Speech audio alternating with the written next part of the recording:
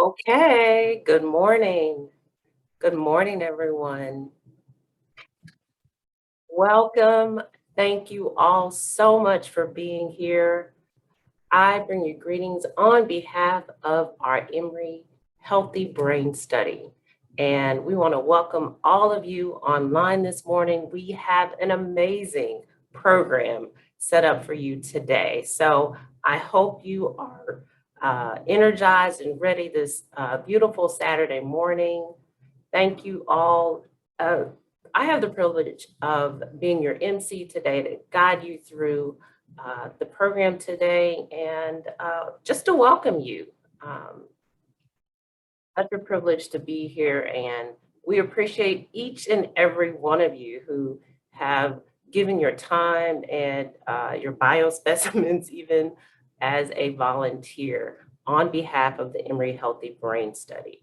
So really quick, a little bit of housekeeping while all of you are continuing to join us. If you have any issues or technical difficulties, write this email address down. It's healthybrainstudy@emory.edu. Okay? All right, the meeting is being recorded. So if you miss something, you can always go back and view the link. Also, I want you to get pen and paper or pencil and paper because I want you taking notes. We have a lot of information to cover, and we're going to try to take all this in about 90 minutes or so. Okay? So there are going to be some interactive sessions. There's also going to be a couple of presentations from our faculty and staff. So you're going to have an exercise demo as well as a cooking demonstration. So about 100 of you said, yes, send me that box with all those goodies. And a few of you said, okay, I'll buy my own ingredients. So let me tell you what you have in store today. All right, thank you all for the chats. We see you. Good morning, good morning. Again, this is an appreciation event. We are virtual this year. Just a few years ago, we were in person, but due to the pandemic, we still want to give you this awesome information and we're doing it virtually. So happy Saturday. All right, so the purpose of our event is to provide you with an update about our Emory Healthy Brain Study and how your brain can be impacted by physical movement and diet. So those are going to be two of our primary themes that we're focusing on today, but we have a lot more information. So that's why I want you to make sure you get your pen and paper ready so you can take notes. You're going to hear from our principal investigator, or what we refer to as our Emory lingo as our PI of the study, and that's Mr. James Law, Dr. James Law, or Jim as we refer to him as. He's a cognitive neurologist and associate professor, and he serves as the vice chair of neurology for our Emory University School of Medicine. He's the director of both the cognitive neurology program and he's the clinical core director of our Emory Goizeta Alzheimer's Disease Research Center. As a physician, he sees patients in our cognitive and memory disorders clinic located at the Emory Brain Health Center at Executive Park, right off North Pruitt Hill. So you have been there many times as a participant. And we want to welcome, if you invited other guests to join along, we welcome you as well. He also serves on many, many key committees for the Emory School of Medicine and the National Institutes of Health. So today, Dr. Law will be presenting about Alzheimer's disease and providing an overview of our Healthy Brain Study, where the future is going. Okay, so I did all that in, I think, 2 minutes, a lot of information. So sit back. Thank you all for those wonderful comments in the chat. We're going to turn it over to Dr. Law. Remember, you can post your questions in the Q&A or the chat. And so we have a designated session at the end where we're going to try to cover all of those questions. Okay, so post them as you see them. And I see you, Ms. Peggy. You said Dr. Law is the best ever. I agree. Good morning, Dr. Law. Good morning, everybody, and thank you all so much for coming. I'm just looking at the attendee numbers, and we just crossed the 200 mark, so that's terrific that so many of you were able to join us today. I wish we could all be together in person as we were a couple of years ago. And unfortunately, the pandemic is still sort of causing us some problems.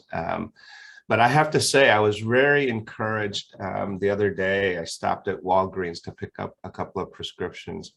And there were all kinds of people sitting in chairs waiting. And apparently they'd been getting slammed with people showing up to get vaccinated now.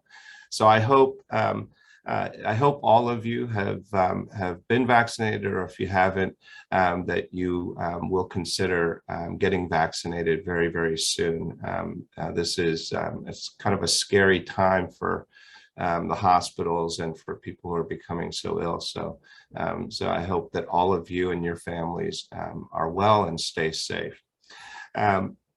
I'm going to, one other thing I wanted to say, this is a preview. I think Kate is probably on as well.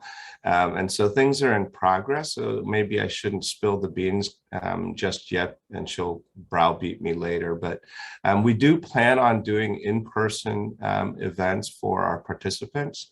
And we're in discussion currently with a local facility that might have a big removable dome on it, where we're hoping to sponsor an in-person event this coming spring. So we're really looking forward to getting that organized and getting everybody together in person, and hopefully a big group. The bigger the group, the better.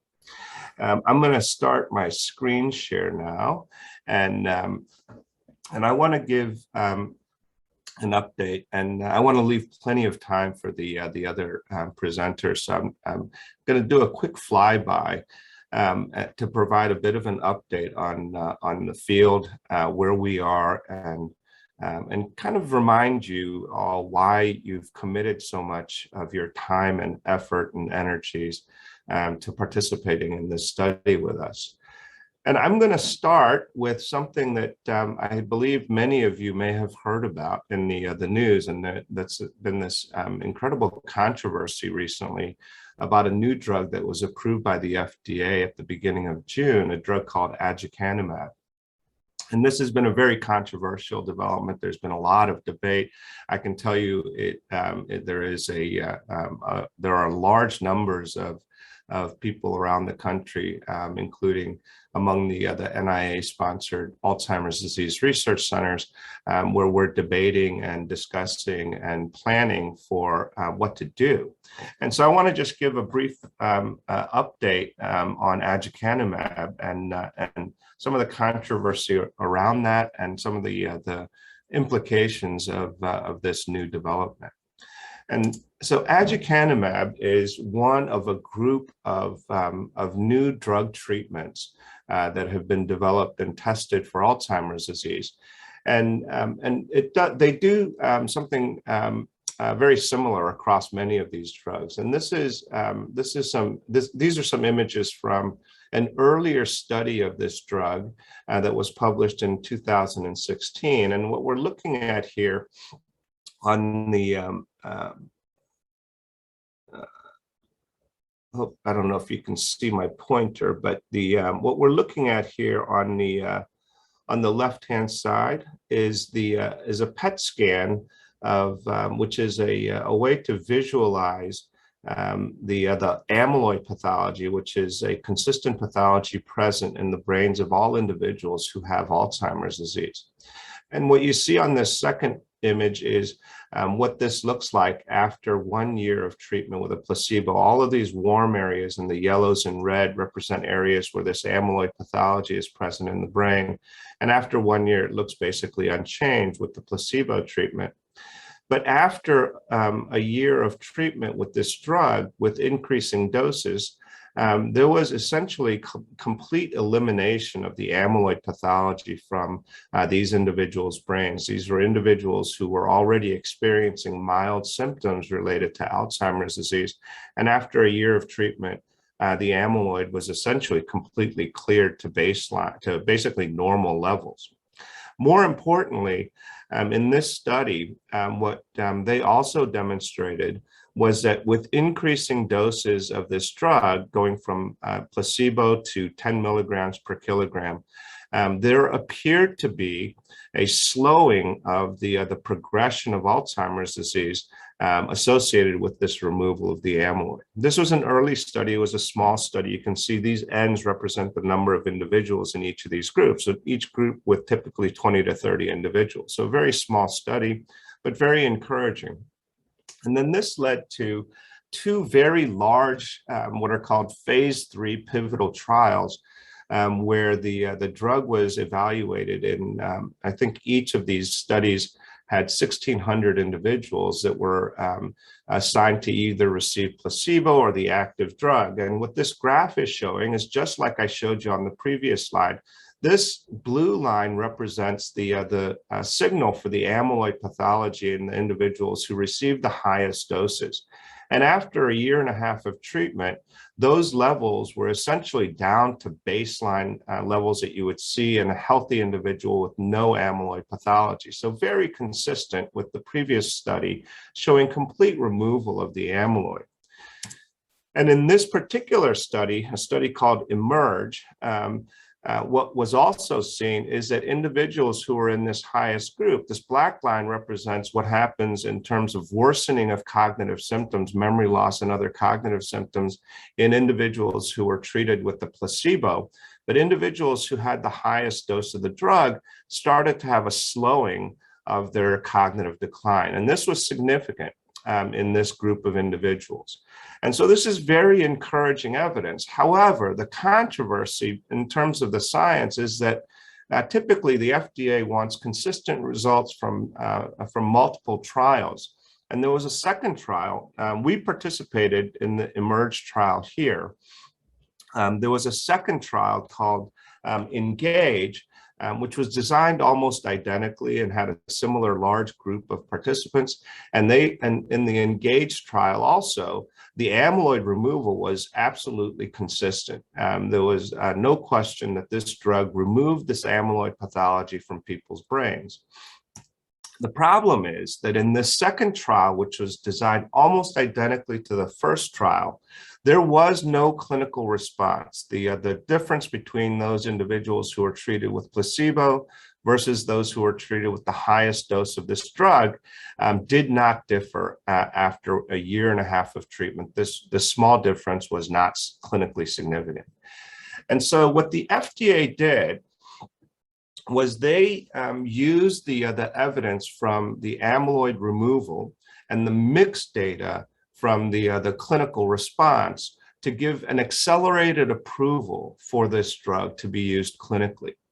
And what the accelerated approval process does is it allows drugs that show promise but don't yet have clear clinical evidence of benefit to come into the clinical arena. And this was a mechanism that was developed back in the 90s during the AIDS epidemic to allow patients who were basically being given a death sentence with an HIV infection, giving them early access to drugs before they had clear clinical evidence of effectiveness.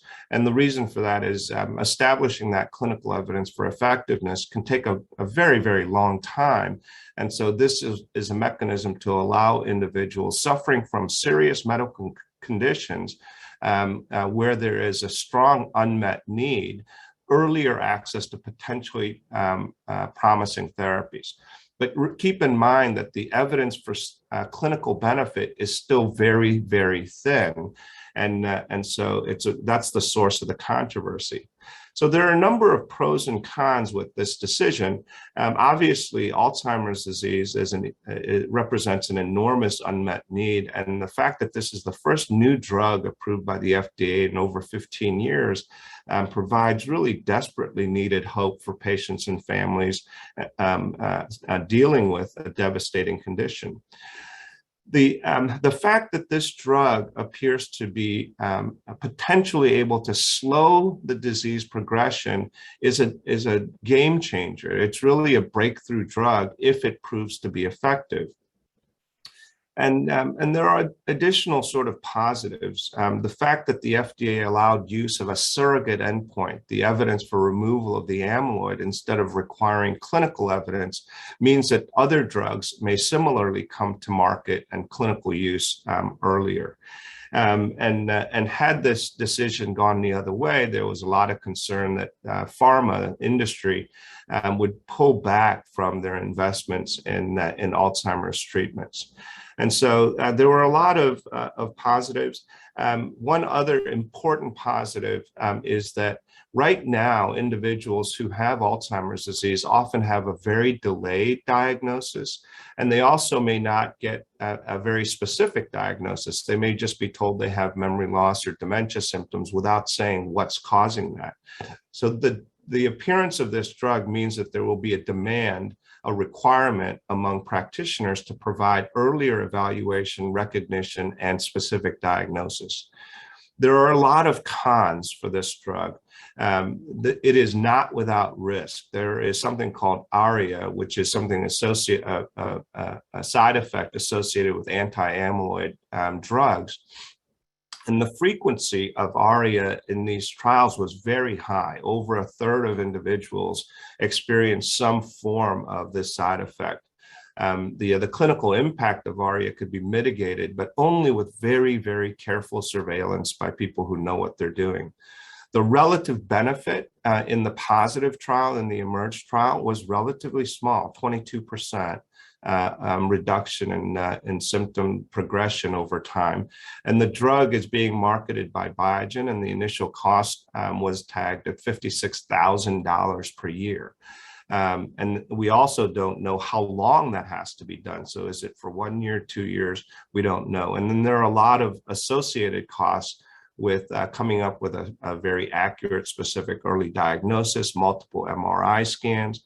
There's concern that the emergence of this drug in the clinical arena may impact other research and trials that are going on. And then important limitations, because it's a monthly IV infusion drug at an enormous cost, there's a lot of concern about limitations in access and broadening of disparities in treatment of Alzheimer's disease. So very controversial, but an important advance. And this actually, I bring that up first because it ties in very closely to the entire purpose of the Emory Healthy Brain Study. And, without sounding too grandiose, our goal is nothing less than to develop the ability to predict and cure Alzheimer's disease. And in order to do that, we have to be able to answer several questions. Two key ones is to be able to answer the question, will I develop Alzheimer's disease? Yes or no in my lifetime? Am I going to develop symptoms of Alzheimer's disease during my life? And if the answer to that is yes, we also need to know when that's going to happen. And I'll try and explain why both of those are important questions that we need to answer, that we're seeking to answer in that Emory Healthy Brain Study. So when I say a cure for Alzheimer's disease, I want to just be clear about what I'm talking about. Alzheimer's disease and any other degenerative brain disease that causes symptoms of memory loss, cognitive decline, and dementia, functional decline, they all follow a similar course, irrespective of the underlying disease that's causing the dementia symptoms. And early in the course of these conditions, even with cognitive decline, individuals' quality of life and functional abilities may remain very, very good in these very early stages. It's really the latter stages of these diseases, including Alzheimer's disease, where there's a much more profound impairment in cognitive abilities and a severe impact on quality of life. So for me, the way that I've always envisioned the cure for Alzheimer's disease is that we would accelerate the development of disease-modifying therapies and the ability to treat this disease before it becomes significant. And if we can do that, if we can slow the development of disease and slow the progression of disease, then when we die of whatever it is we're going to die of, because ain't nobody that's on this program right now going to live forever. But when you get run over by that bus, or you drop dead of a heart attack, or you get struck by lightning, whatever it is, it's going to take me out. at that point, I still want to be able to enjoy a good quality of life with meaningful interactions with my loved ones, friends, family, and others. And so if we can achieve that and avoid people ever reaching these stages of severe dementia and functional loss, that in my mind is essentially a cure for Alzheimer's disease. And I expect to see that in the course of my career.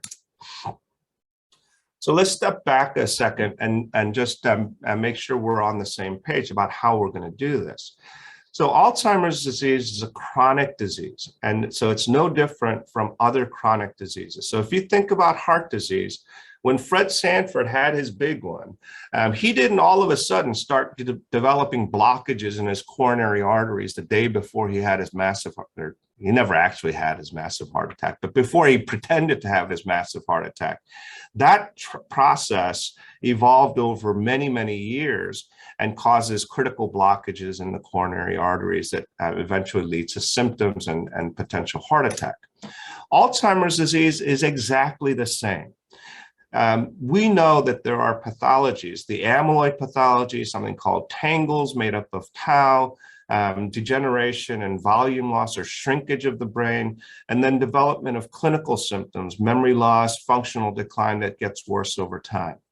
There is, we believe, 15 to 20-year period of silent evolution of this pathology. These changes occurring before the degeneration and the clinical symptoms ever evolve. So there is this long window of preclinical asymptomatic disease that provides an opportunity for us to intervene at a point where we are preventing disease rather than trying to deal with a disease that's already become entrenched. And the progress that has been made in the field in recent decades has allowed us to unequivocally identify the presence of amyloid and tau pathology, two of the hallmarks that have been known for well over 100 years now, nearly 120 years now. And these are imaging studies. So I showed you amyloid PET scans as part of that clinical trial that I described for you. And this is, again, an image in a living individual with Alzheimer's disease, showing all of these warm colors as areas where the amyloid pathology has accumulated. And then in this lower panel is a different imaging tool that allows us to visualize the presence of that tau pathology, the tangle pathology, which is also universally present. And I show you these because it's a little bit easier to understand the detection of the pathology visually in something like this. We don't use these tools routinely in the Healthy Brain Study for a number of reasons, not least of which is that the cost is really high, and we wouldn't be able to support doing these kinds of scans in the full cohort. This in the upper right represents an individual who is normal and has no amyloid pathology. But just like I told you, that silent evolution of the amyloid pathology and tau pathology, this is another cognitively normal individual with abundant evidence of amyloid pathology. And so this is somebody who's in that preclinical asymptomatic stage of disease. As all of you know, the way that we have approached understanding and studying this is by collecting spinal fluid, doing these spinal taps or lumbar punctures, which are nasty sounding terms. So I've decided we should maybe just start calling this procedure a lumbar tickle, because really it's not that painful, it's not traumatic, but it just sounds awful.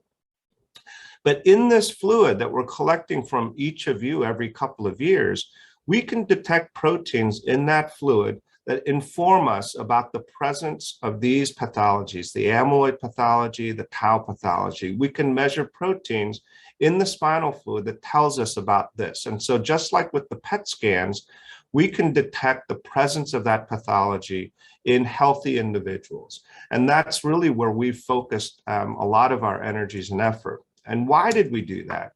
We did that because we have developed some incredible technologies that allow us to do something called proteomics using technology called liquid chromatography linked to tandem mass spectroscopy. And I'm not going to go through a lot of details on this. But what we do is we take the spinal fluid that we collect, and we run them through a series of instruments. And by doing that, we can measure thousands of individual proteins, not just the amyloid and tau protein, but thousands of individual proteins in the spinal fluid. And so the idea is we know that we can detect the presence of the pathology measuring those amyloid and tau proteins, but that's not enough information. We need more information, and we think that we can develop those predictive tools or markers by analyzing the spinal fluid in greater detail. We have a huge number of colleagues. We have a really tremendous team science program. And Lenora Higginbotham, who's a very promising junior faculty member, and Nick Seafried, who directs our proteomics core, have worked to develop and analyze some data using the spinal fluid, a small number. This was from 20 individuals who had asymptomatic profile. So a profile on the spinal fluid that looked like what we might see in an individual with Alzheimer's disease. And what you're looking at here in white, the white dots are individuals who were normal, cognitively normal individuals without any symptoms and without evidence of amyloid and tau accumulation based on the spinal fluid. And then the red is a group of individuals who were already diagnosed from our clinics with Alzheimer's disease. And you can see that based on some of the proteins that we measure in the spinal fluid, it clearly separates the red and white dots, separating the Alzheimer's from the control individuals. These blue dots represent a small number of individuals that, from whom we had spinal fluid samples that suggested that they, based on just the amyloid and PET measure or tau measurements, that these individuals already had evidence of Alzheimer's pathology in their brains. And what you see is some of these blue dots sit over here with the red dots, indicating that there are other proteins in their spinal fluid resembles the distribution of those proteins in individuals who have clinical Alzheimer's disease, while others cluster over here in the white dots with individuals who are healthy and who do not have evidence of Alzheimer's pathology.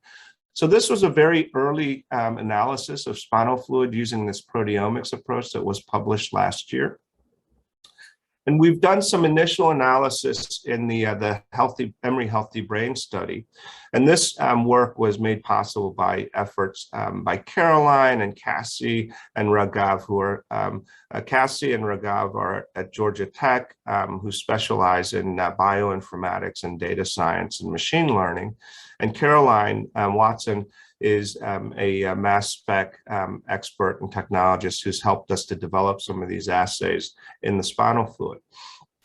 And what you're looking at here now, again, the red dots represent individuals who have Alzheimer's disease from our clinical population.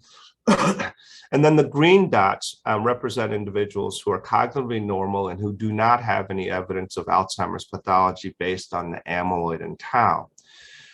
And then we took a subset. We identified spinal fluid samples from the Healthy Brain Study cohort that had a profile of amyloid and tau proteins that resembled what we saw in our clinical Alzheimer's individuals. And we mapped that, just like I showed you in that earlier slide with the published work that was led by Lenora. And again, what we're seeing is that by measuring, and in this case, it was about 100 different proteins in the spinal fluid, we can already see that these orange dots, which are clinically asymptomatic, cognitively normal individuals from our Emory Healthy Brain cohort that appear to cluster with these red dots or Alzheimer's samples, whereas these other orange dots cluster with the green, which are individuals who do not have symptoms and do not appear to have any evidence of amyloid pathology. So this is taking us on the first step doing what we want to try and do, and that is make a prediction. We want to be able to predict, and we're not there yet, but over time, we think we will be able to predict which individuals among our large cohort might get into trouble with symptoms of Alzheimer's disease. And we also think that we're going to be able to start to predict when that's likely to happen. Is it going to happen in 5 years, 15 years, 20 years, or never? And this is important because if you're 65 years old and you're going to develop symptoms in 5 years, we'd better get aggressive with your treatments. But if you're 75 years old and you're not going to develop symptoms for 20 years, the thing to do is leave you the heck alone and not subject you to risk of potential dangerous treatments. So a couple of other really important things, and I think these are my last 2 slides, and hopefully I'm not going too long because Cornelia is going to hit me. But there is one of the things that that we have focused on is increasing the diversity of our Emory Healthy Brain Study cohort, because there are important racial differences in these protein markers in the spinal fluid that are only just now becoming recognized. There have been a couple of studies that showed, a couple of them from here at Emory, that have shown that patients with Alzheimer's disease may have differences in the levels of that amyloid and tau protein that we measure in the spinal fluid based on race. And so the numbers that we use to diagnose Alzheimer's or say this individual's spinal fluid suggests that he or she has Alzheimer's pathology was based on a really important study that was done called the Alzheimer's Disease Neuroimaging Initiative.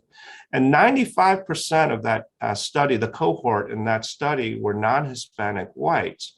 And so what's becoming apparent is that when you look at non-Hispanic whites versus African-American individuals with Alzheimer's disease, the amyloid levels look similar, but levels of the tau protein are significantly lower among African-American patients than it is among Caucasian patients.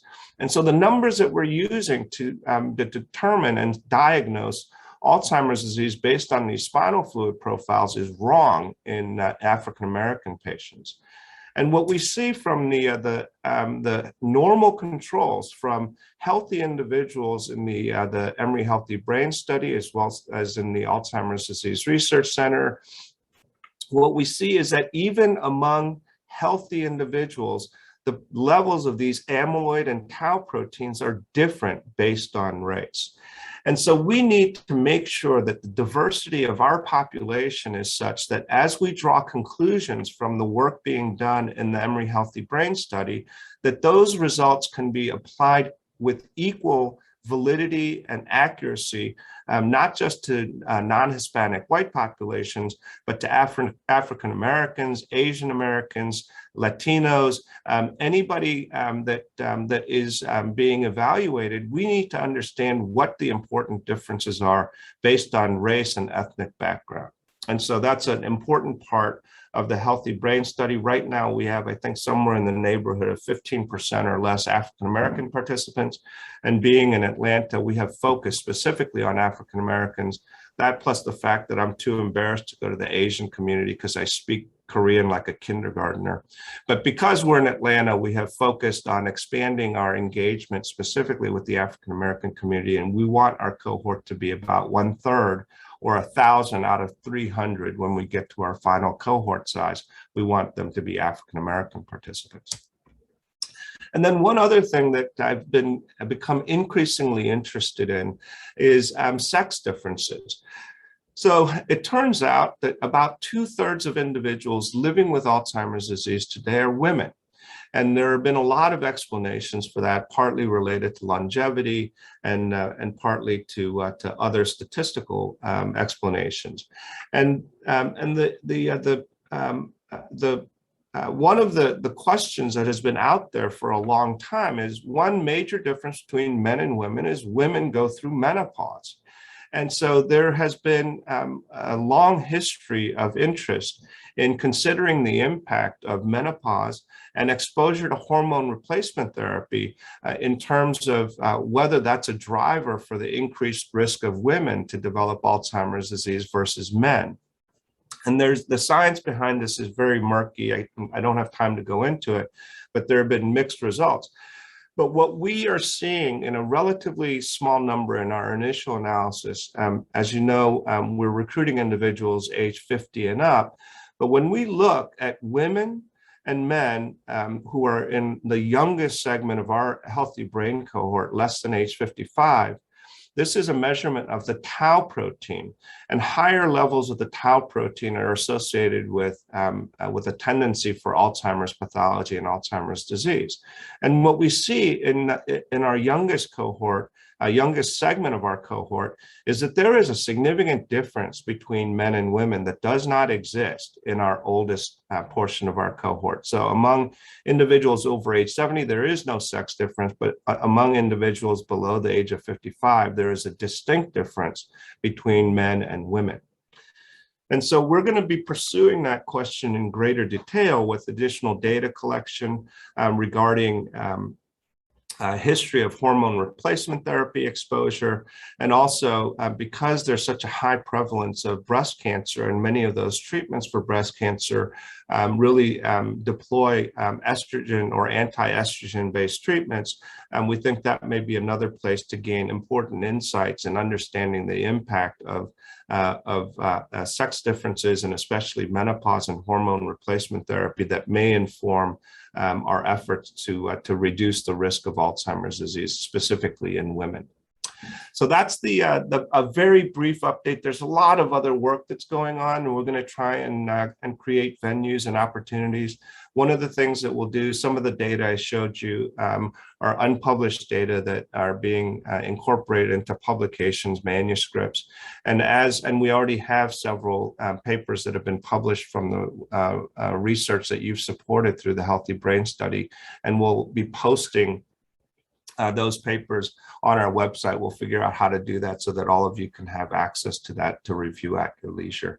So I hope I didn't run too long, Cornelia, but I'm going to shut up there. You know, I finished making my slides this morning, so it's hard this morning, what, maybe 10 minutes ago. But I mean, that's how things are sort of rapidly evolving. Thanks to each and every one of you who are part of this study. You are helping us get closer to that goal line.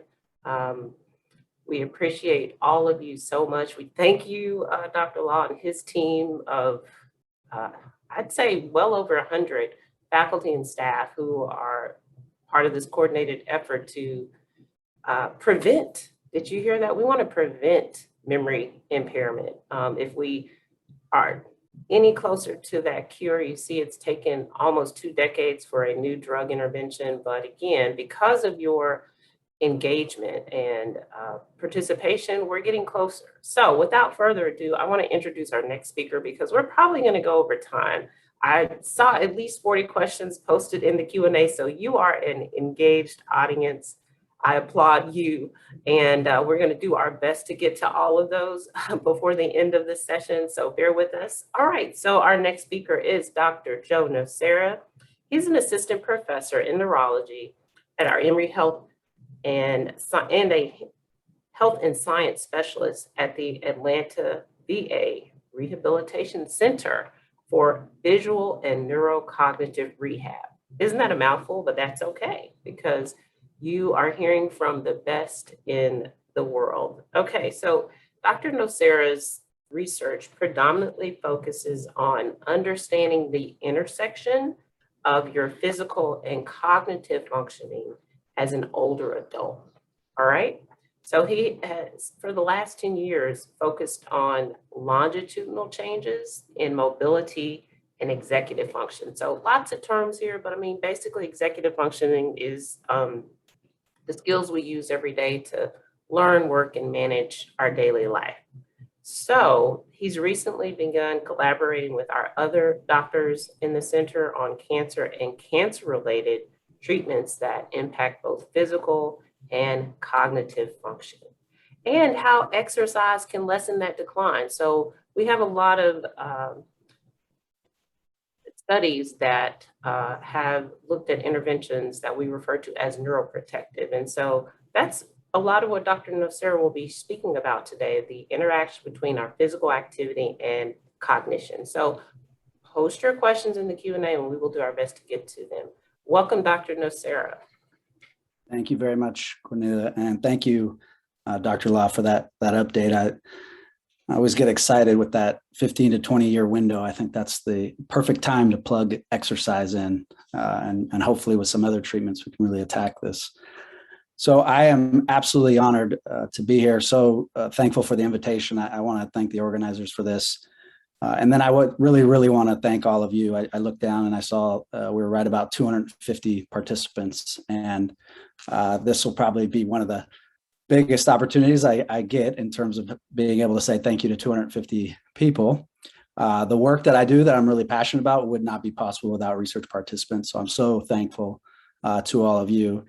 And the impact you're having, the amazing work being done at Emory and beyond, it's just not possible without research participants. So thank you. And also to point out that it really goes beyond that, right? The treatments that are being studied impact quality of life for a lot of individuals, but we also use research as a very good vehicle to teach. And so I'm very passionate about working with students. And so you all are essential to that, to allow me to work with students and show them the research process and hopefully train the next generation. So thank you. So I'm going to talk about physical exercise and the link with cognition. I hope that as we go through this, I want you to take away one big message, that it doesn't have to be structured physical activity. What we want to do is avoid sedentary behaviors. And so we will talk a little bit about the negative implications of that. So a lot of this will sound like a review. You all are very well aware of how good exercise is for us. My dad still gives me a hard time. Do they pay you to study exercise? And I say, yeah, there's actually a lot that we don't know. We know that it's very, very good. And so we know that it can help with heart disease. In fact, it could cut heart disease in nearly in half. Sarcopenia, so that's the atrophy or the muscle wasting that occurs with aging. It limits that. Diabetes by 50%. Blood pressure helps control that by about 40%, and then weight control. And then the little image here on the side: stress and anxiety, better sleep. So all these things together directly impact brain health. So an aspect of research that's starting to catch up is how good physical activity is for the brain. And we know we're really well aware of how good it is from the neck down.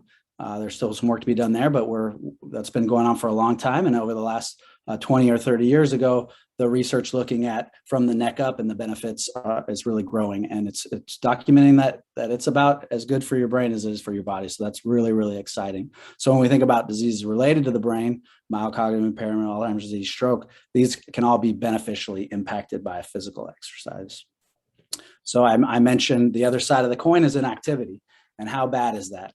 It's actually being thought of as the new smoking. It is really, really bad for you to sit for a prolonged period amount of time, to have long amounts within the day where you're not moving around and getting activity. So small changes to one's life can have a big impact. Parking a little bit further from the grocery store and walking a little bit further, taking the stairs rather than the elevator. These are things that can really, really beneficially impact us by lowering that amount of time that we're being inactive. So the numbers here just highlight that we all know how bad smoking is, and the higher the number, the greater your risk of a negative health outcome. You see that physical activity sits right in between smoking and having a BMI that puts you in an obese category. And then it's been documented that about 250,000 premature deaths in the US are directly attributed to physical inactivity. So this is, again, a lot of times not surprising to hear, but I always like to reinforce these numbers because they are potent. So what about sitting? So how bad really is sitting? So there was a study done a couple of years back that took about 17,000 individuals from age 18 to 90, so most of the lifespan, and followed all these folks for 12 years. And over that time, there were about 1,800 deaths. And you can see the numbers related to either cardiovascular disease or cancer. And what they found with all this data that they were able to acquire among these people was that higher sitting time, so the longer that an individual was sitting throughout the day, was associated with increased all-cause mortality and cardiovascular disease. And remember, cardiovascular disease could be directly linked to death, but also quality of life and brain health. So this is quite an astounding finding. Now, when we think about brain health, we all know that cognitive function can naturally decline with age, and there's some various outcomes here, the different lines, but the bottom line is this red one here is that overall, you have a slowly declining impact on cognitive function with age. And so the question then is, what can we do about that? The previous slide showed that, with sarcopenia, for example, or muscle wasting, we can attack that with exercise. Well, what can we do with cognitive function and brain health? In terms of disease, we do know that physical activity can delay the onset of Alzheimer's disease. So I won't dive way down into this figure, but I want you to look at the line that I've underlined in red and note that the age of dementia risk is much later, right about 80 years old, in that darker line, the lowest line there underlined by red. And what that is, that's a group of individuals that exercised more than 3 times a week, so that we're physically active more than 3 times per week. And what's important about that is exactly what the American Heart Association, the American College of Sports Medicine, that's the amount of time that they recommend for adults to be physically active is 3 greater times a week. And so you're more likely to be dementia-free as you age with an increased amount of exercise. So that's preventing disease. Now, what about just preventing our kind of general decline in cognitive function as we age? So the idea that brain health can be impacted by exercise is nothing new. Research is catching up, but the ancient Greeks put such an emphasis on sport and exercise because they thought that it not only made for a stronger soldier, but it made for a soldier that was more capable of learning. So that's why they had, one of the reasons why they had such an emphasis on sport and exercise.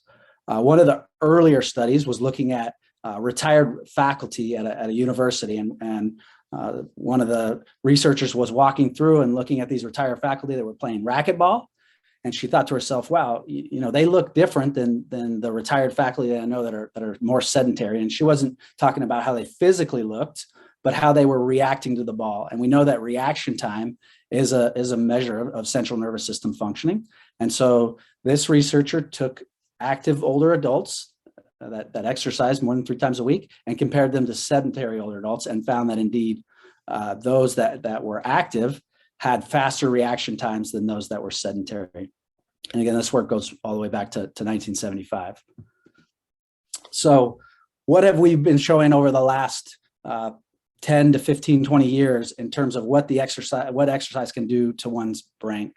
Quite a bit of exciting research going on. So our first figure here is that we know that exercise lessens the amount of atrophy in the brain. So when you take older adults that have been physically active and compare them to older adults that are sedentary, there's less atrophy in the brain as they age. And the next figure here, where it shows kind of blobs on top of the brain there in this image, is looking at how the brain behaves during certain tasks. So we can put somebody in a brain scanner and we can have them do a cognitive task, or we can have them do a movement task. And I'm going to show you some examples of that.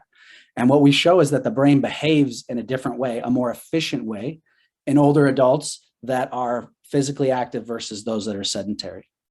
Our next figure here with kind of the lines, don't worry about all that. But what we're showing now is that the neurotropins in the brain and neurotransmitters within the brain actually change as a result of exercise as well. So again, a more efficient brain that's related to exercise. The bottom figure here, where this individual is breathing in an apparatus, what we're doing there is looking at how the small blood vessels in the brain can dilate and constrict in the face of a demand. And so that's critical to regulate the amount of blood flow and where it goes. Just like if you were running, you're going to have blood shunted to your legs so that you can be a more efficient runner. But when you have a task at a certain area of your brain, more blood is required in that area. And what we're showing is that those that are physically active have a more capable system in terms of the way the blood vessels dilate and constrict in the face of demand. And then the last figure there with the bars is just looking at when you compare a young person to an active older person, the amount of blood in certain parts of the brain is the same. So as we send more blood to the brain, that's a good thing. That meets the demand of the brain. So that's an excellent thing. So all this taken together, this is some work that's been done by my lab here at Emory, as well as other parts of the world. But all this means is that exercise makes the brain work better. And so I do want to talk a little bit more specifically about some cognitive tasks that we have shown exercise, just 12 weeks of exercise can actually change. And so this is a language task that we've been studying for about 15 years now. So we have an individual put in a scanner and they do a language task where they're coming up with words of a certain category. And when you have young people do this task, it's just one side of the brain that lights up. And you can see there the areas of the brain that light up are in language areas. This is the left side of the brain. Now, when you take an older person and they do this exact same task, you show activity on both sides of the brain, so the right side and the left side. And the problem with this is, it may seem like a little bit of compensation. The problem is the more activity you have that activity that you don't see in young people, the worse they perform at the task. So it doesn't appear to be a beneficial compensation mechanism. There appears to be some interference there.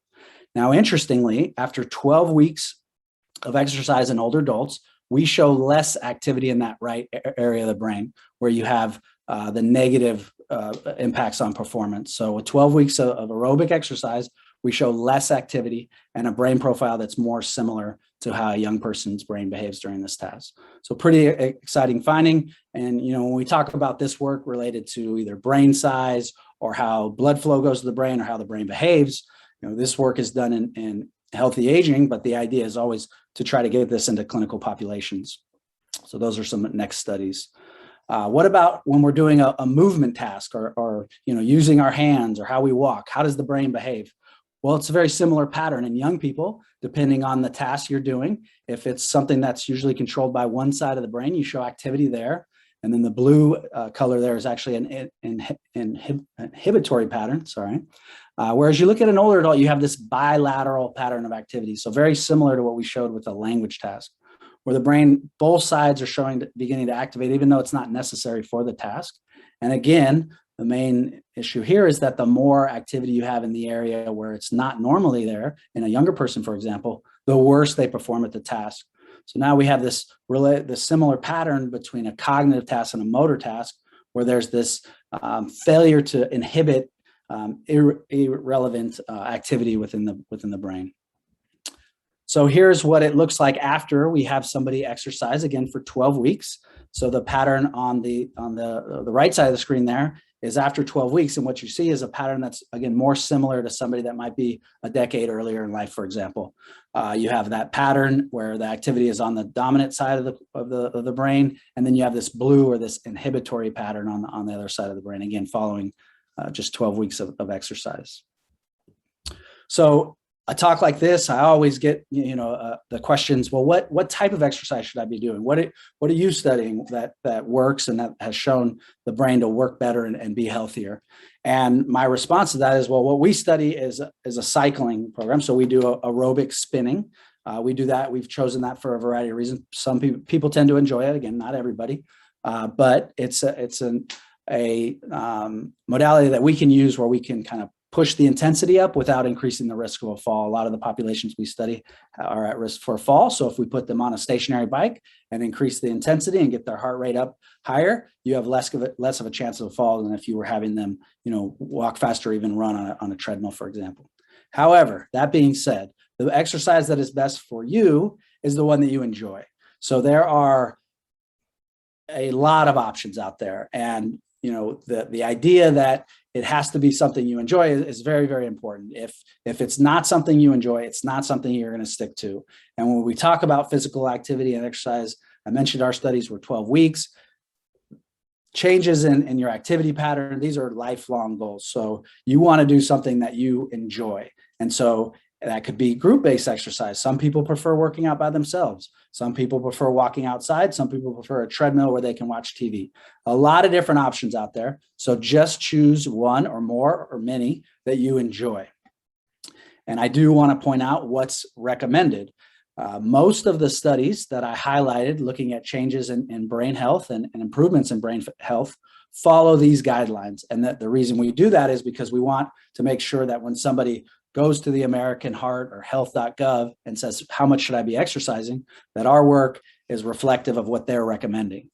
And so what they recommend is 150 minutes each week of moderate intense physical activity. So what is moderate intense?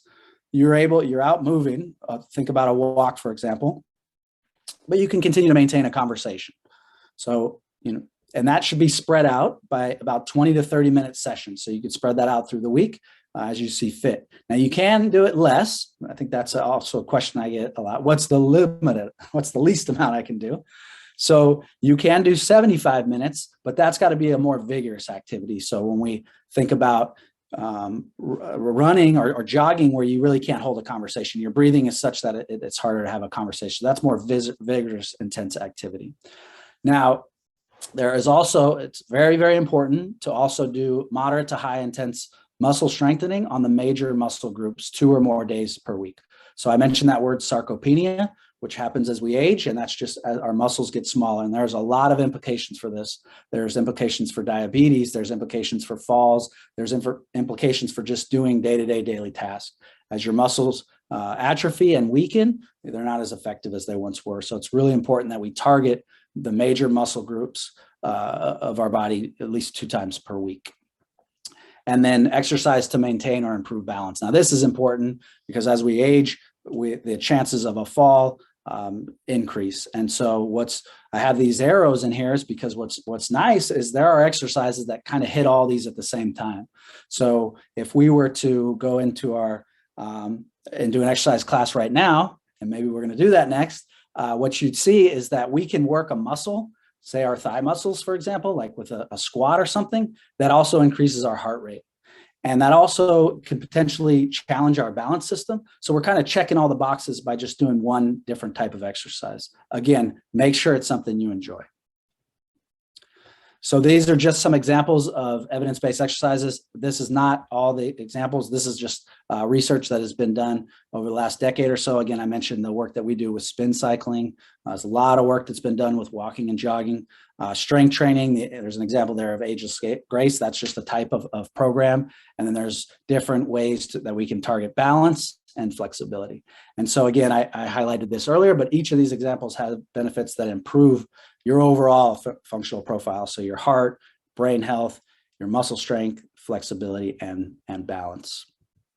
So I do want to leave time for questions, hopefully, if we're not too far behind, but really take this opportunity again to thank all of you. I absolutely love the work I do. I'm very thankful to work with a lot of great colleagues, but again, none of that would be possible without you. So thank you.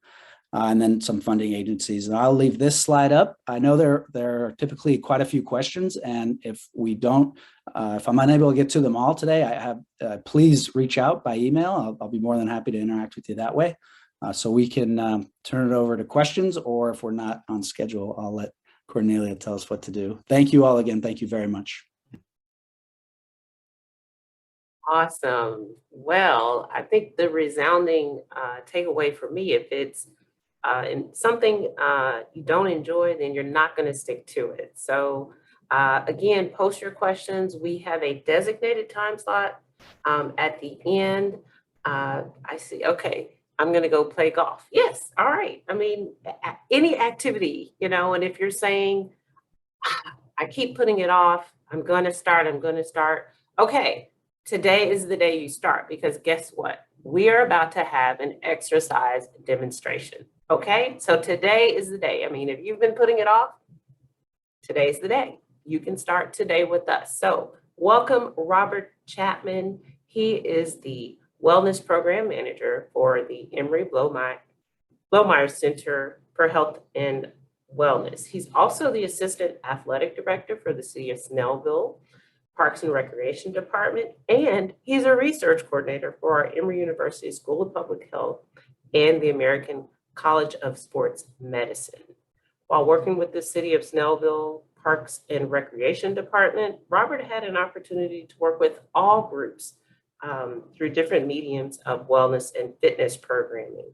So today he's going to take several minutes just to walk through different exercises that you can do from the comfort of your home. You don't have to be a part of a club or a fitness center. He's going to show you things you can do at home. So Robert, get us moving today. All right. So thank you. Thanks so much for the introduction. And just to kind of wrap up what's been said so far. So Just like Dr. Nocera said, when it comes to exercise, do what you like. So with the 200 plus people that are participating today, I hope you like what we're going to do today. Also keep in mind, it's only going to be 10 minutes. And also think of it like this. One of the great things about today, about being virtual, even is that we all get to do this together if you want, whether your camera is on or off. We're going to just connect the dots, right? We're going to connect movement and the brain and moving things around, okay? Also, another thing, even though I can't hear you and I can't see you, I still love participation. So that being said, go ahead. You need absolutely nothing but the right mindset, which you already have because you're already here. So go ahead, stand it on up. You just need a little bit of space, and we're going to go ahead and get going and get moving before we move on to all the other great speakers that are planned for today. All right. So here we go. So I'll go ahead and just give you a few moments to go ahead and get squared away. Like I said, you need absolutely nothing but the right mindset. And I'm going to add to that, you are probably also going to need a little bit of space. Not a whole lot, just a little bit side to side and front to back, okay? If you can reach out to the side, you're not touching anything, fantastic. If you can reach forward and back, you're not touching anything, fantastic, okay? That is literally all you're going to need. And from there, like I said, we're just going to connect the dots. So we're going to make sure that mentally and physically we're all on one accord. Why? Because we're all one Emory, right? So let's go ahead and we're going to get rolling. First things first, we're going to go top down, okay? We're talking about healthy brain. So let's go ahead and kind of start top down. So let's go ahead. We're going to do what I like to call I, Y's, and T's. So what that is we're going to have our legs about hip width apart. As our legs are hip width apart, we're going to go ahead, tailbone tucked underneath, shoulders are down and back. We're going to have our hands facing each other. As the hands are facing each other, again, we're going to get that chest and back moving. So we're going to go ahead, raising those hands straight up like a big I. Breathe, big long spine, and then go ahead, we're going to bring it right back down. Now we're going to go right into Y. So we're going to bring it up, hands are still facing each other, out at a nice diagonal angle, bang, and bring it on back. And then we're going to go ahead, bringing it back up, and we're going to go this time into a T. And we're going to go ahead and repeat the process. So I'll turn to the side. We're right here. We're going to bring those hands up, all the way up, big I, and then bring it on down. Also, here we go, big it up, big Y, open it up, and bring it on down. Here we go, big T, right here, and then bring it on down. Here we go, we're gonna cycle through just 2 more times. So here we go, that big I yet again. And if it seems like we're going slow, one of my favorite things is I like to go slow to go fast. And that'll make sense by the time we finish this segment today. All right, so here we go, bring it down. Big T right here. Perfect, perfect. Remember, it's 200 plus of us, so let's say it together. Here we go. Big I, all the way up, stretch, and bring it on down. Here we go. Big Y, say big Y right here. Big Y, and bring it on down. Here we go. We got big T right here. And then we're going to bring it on down, and we're going to go ahead and get those legs involved. Let's go ahead and just walk it out. Chest, back, spine should be feeling a little bit better. If they are, just go ahead and say yes. Like I said, I can't hear you, but just go ahead and just say yeah, right? We're going to pretend we're all in the same room together. Here we go. We're going to walk it out, and here we go. We're going to progress together. Walking out, just breathing, getting all of that blood just flowing through the whole body. And here we go. Let's go ahead. We're going to connect the dots, all right? I want you to go ahead and we're going to pause. We're going to take our right leg. I want you to step back as far back as we can, placing that heel down on the ground and kind of gently pushing those hips forward. And we're going to just kind of slowly and gently lengthen the backside of that leg, right? So we're just right here. Now, we'll say this. This is one of our foundational movements right here. So as we progress and go through a couple other movements, always remember you can come back here. Remember, like Dr. Nocera said, do what's comfortable for you. Do what is fun for you, okay? The point of exercise is not to hurt yourself, but it's to have fun and progress. Let's go ahead. As we're here, we're going to go ahead, switch legs in 5, 4, 3, 2. Let's go ahead, bring that right leg up. We're going to bring that left leg back this time. Again, pushing that heel down to the ground, pushing those hips forward, heels down into the ground, pushing forward. And again, we're really lengthening that backside of the leg, that calf, that hamstring, glutes getting activated right here. And we're going to go ahead, we're going to activate a couple of different muscles.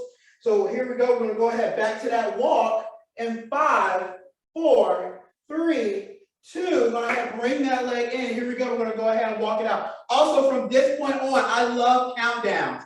So count it down with me, okay? When I start a countdown, count it down with me, all right? We're all in it together. There's 200 plus of us in the room. Let's be one Emory, one team. So here we go. What we're going to do now is we're going to speed up the process. Like I said, we can always go back to just having that one foot back. And I just want you to drop, alternating, dropping that foot back and then bringing it up, okay? Just firing those muscles as fast as we possibly can. So here we go. We're going to drop it back, alternating legs. And here's our first countdown for the day. Here we go. 10, 9, 8, 7, 6, 5, 4, 3, 2. And I want right here, and we're just dropping it back, alternating legs, letting those hips sink down, and just activating those glutes and hamstrings. Don't worry. Worried about quads and the core. We're going to get that next, but we're right here for right now. Just speeding it up. Like I said in the beginning, let it go slow, go fast. Here we go. We're going to go ahead and walk it back out. Count it down again. 10, 9, 8, 7, 6, 5, 4, 3, 2, 1. Perfect. Let's go ahead and walk it out, walk it out. And here we go, making that brain work with the body.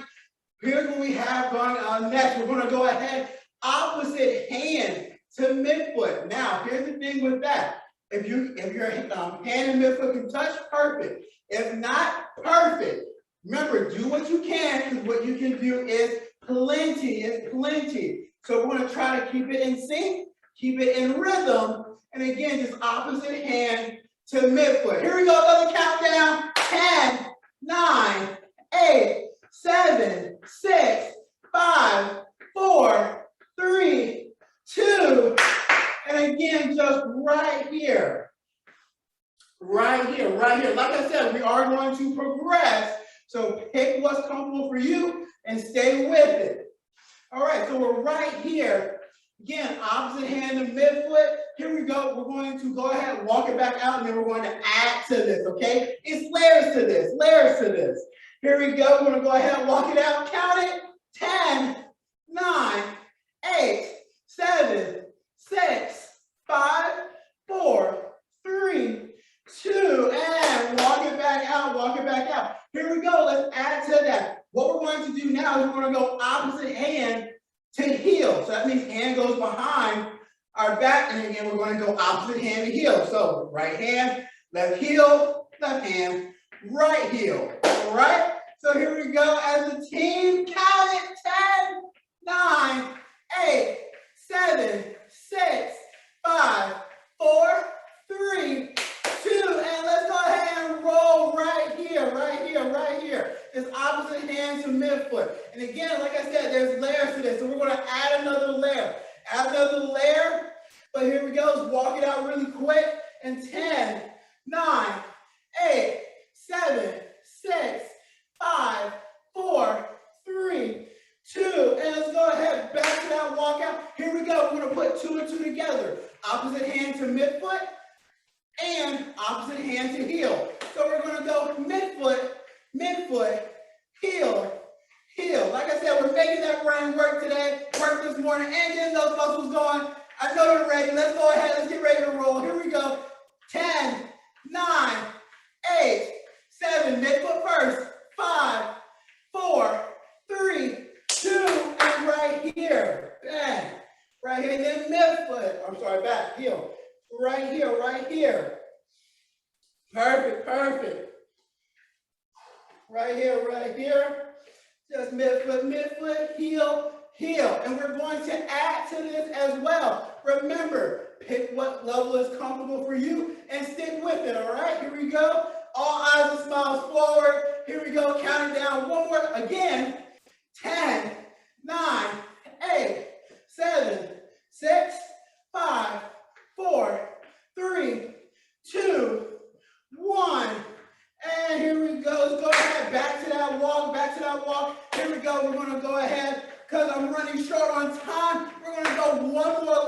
one more level. Again, up to you if you want to come here, or again, pick any of the many other options we've done so far. But here we go. We're going to go ahead, keeping in time. We're going to try to speed it up just a little bit. We're going to go through this 2 times. Again, opposite hand to midfoot, and then heel tap. So if you want to go ahead, bring it up a notch. Go ahead, you can join me right here. So we're going to go kind of at a nice jogging pace. Very slow jog, but up to you. We're only going to do 10 seconds each with a walk in between. Here we go. Let's go ahead. Get ready to speed it up. Here we go. Count it. You get into it. 10, 9, 8, 7, 6, 5, 4, 3, 2, and just one right here. Again, just speeding it up just a little bit. Right here. Really having to think about it. Work. Here we go. 10, 9, 8, 7, 6, 5, 4, 3, 2. Walk it out. Here we go. One more time. Let's make the last time the best time. 1 Emory, 1 sound. Going right into it. Counting it down. 10 seconds for the win. Here we go. In 10, 9, 8, 7, 6, 5, 4, 3. Here we go. Right into it. Last time. Here we go. 10, 9, 8, 7, 6, 5, 4, 3, 2, 1. Walk it out. Clap it out. Great job. Go ahead. Grab that sip of water. Sit it on down. Thanks for participating. Look forward to all the other presenters. And let's get back to our program. Thank you. Thank you.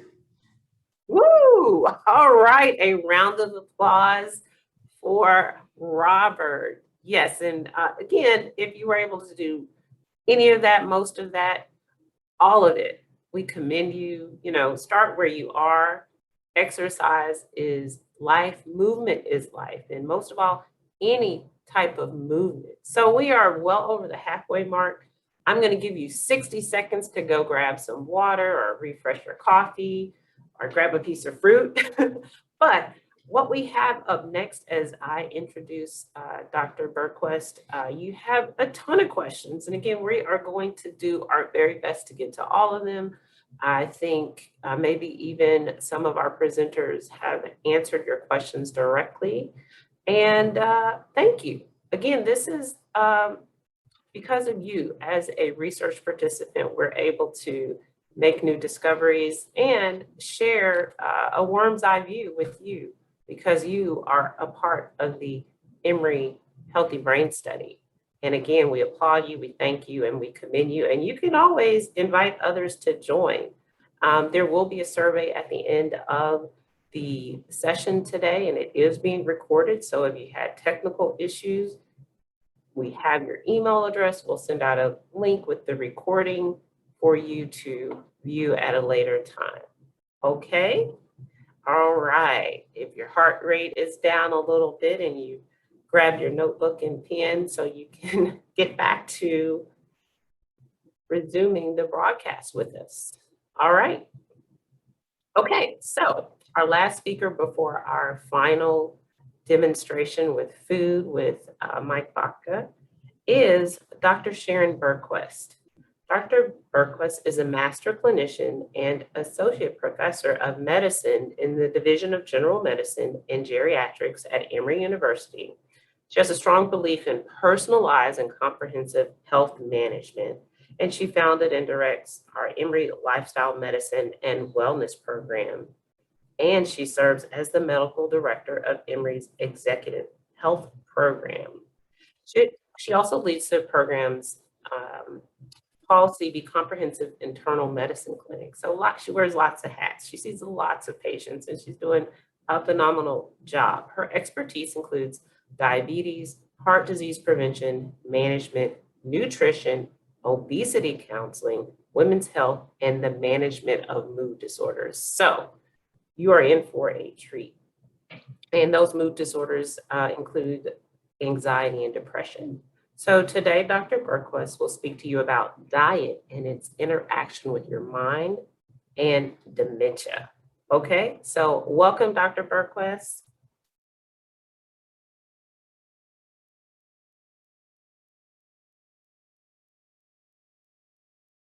Yes, unmute. Excellent. Thank you so much, Cornelia. Sorry, I was muted there. And Robert, thank you. You've got our juices flowing, and thanks to Dr. Law and Dr. Nocera for wonderful presentations, and to all of you who are taking time to join us today, and for all of their time for participating in this program. So I'm going to be talking about diet in the mind. So the corollary to exercise for trying to stave off dementia. So this caught my eye as I was thinking about this event. There are two recent articles in the New York Times. The one on the left, which was just out week before last, titled "Canned Fruits and Vegetables Boost Brain Health." And this article reported on a new study, one of the largest analyses to date, which found that flavonoids, the chemicals that give plant foods their bright colors, may help curb subjective cognitive decline. That's the forgetfulness and mild confusion that older people often experience with advancing age, and can sometimes precede the diagnosis of dementia. So the study, which was published in the Journal of Neurology, looked at results from over 49,000 women from the Nurses' Health Study and over 27,000 men from the Health Professionals Follow-Up Study. And the participants periodically completed diet and health questionnaires for over more than 20 years.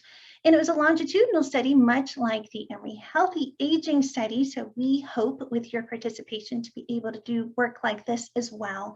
And they found that higher intake of total flavonoids was associated with lower odds of subjective cognitive decline. And the article on the right, which was published about 2 months ago, is The Secrets of Cognitive Superagers. This article is about a study on centenarians. So fewer than 1% of Americans reach the age of 100. And this study from the Netherlands found that those who achieve that milestone with their mental faculties intact are likely to remain so for the remaining years, even if their brains are riddled with the plaques and tangles that Dr. Law described as the hallmarks of Alzheimer's disease. So the hope is that by learning about these cognitive superagers, we can pave the path for learning how all of us can have brains that function better as we age. Now, both of these reports are observational studies. They can't prove cause and effect, as are many of the studies about what we know about diet in the mind that I'm going to be talking about today. Some are also only from animal studies, but they offer encouragement, and large studies of long duration, like this one on fruits and vegetables, are adding to the growing evidence that what we eat can affect our health. As Dr. Law showed, that there's increasing evidence that indicates that the pathologic hallmarks of Alzheimer's disease, so the amyloid beta plaques and the neurofibrillary tangles, start appearing several decades before the onset of clinical symptoms. And this long period of incubation, this preclinical Alzheimer's disease, suggests that preventive intervention strategies can help reduce the risk of developing Alzheimer's. So studies like the one in the New York Times and other epidemiological studies suggest a strong correlation with diet. I'm going to sneeze. Oh, okay. Maybe not. Okay, diet, lifestyle, and Alzheimer's disease. So while the research aimed at finding the etiology and pathologic mechanisms of Alzheimer's is important to implement the design of more effective treatments for patients, which is what Dr. Law opened with sharing with us. And with preventive modifications of other lifestyle factors, so physical activity, like Dr. Nocera described, in nutrition, which is what I'll be talking about, these can all be promising approaches to reduce the risk of Alzheimer's and delay cognitive decline. So an optimal approach for the management of Alzheimer's disease risk should be multifactorial, including all of the things that we're talking about today. In this figure, you can see that compromised nutritional status, so compromised micronutrients and fatty acids, which are highlighted in the purple on different shades, have been implicated throughout the whole disease spectrum, increasing in the later stages of the disease. But how does diet work? How do foods affect brain changes associated with Alzheimer's? Well, it's widely accepted that diet plays a role in counteracting several of the biologic processes that are implicated in the process of developing Alzheimer's disease. Some of these processes I've included on this slide. They include oxidative damage, neuroinflammation, neurovascular dysfunction leading to decreased blood flow, disruption of the gut-brain axis, and impairment of hippocampal neurogenesis, or forming new brain cells in the hippocampus.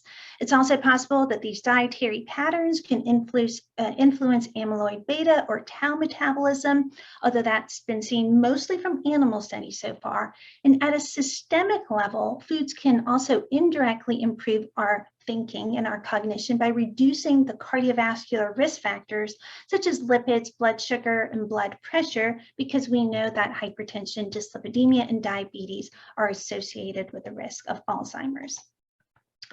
And because the causes of Alzheimer's disease are complex and an interaction of multiple mechanisms, some of which we haven't entirely figured out, the best evidence shows that it takes a dietary pattern rather than single food components that are most useful for preventing or counteracting the pathologic processes that are typical of Alzheimer's. So based on the current findings, it's unlikely that there's any single food component or any supplement that can prevent the development of Alzheimer's or slow down its progression, because any single component can't overcome an overall low quality diet. On the other hand, dietary patterns have multiple beneficial nutrients that work synergistically. So the dietary patterns with the strongest association with reducing the risk of Alzheimer's disease are whole food plant-based diets. In this study, they looked at adherence to 3 dietary patterns in the risk of developing Alzheimer's disease in 923 participants between the ages of 58 to 98, followed for an average of 4.5 years.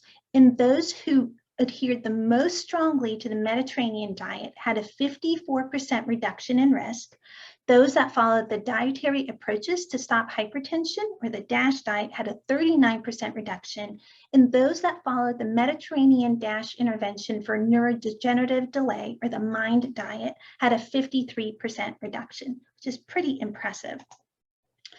Now, all of these diets are plant-based, but there's some variations. So I've highlighted in green what these diets have in common.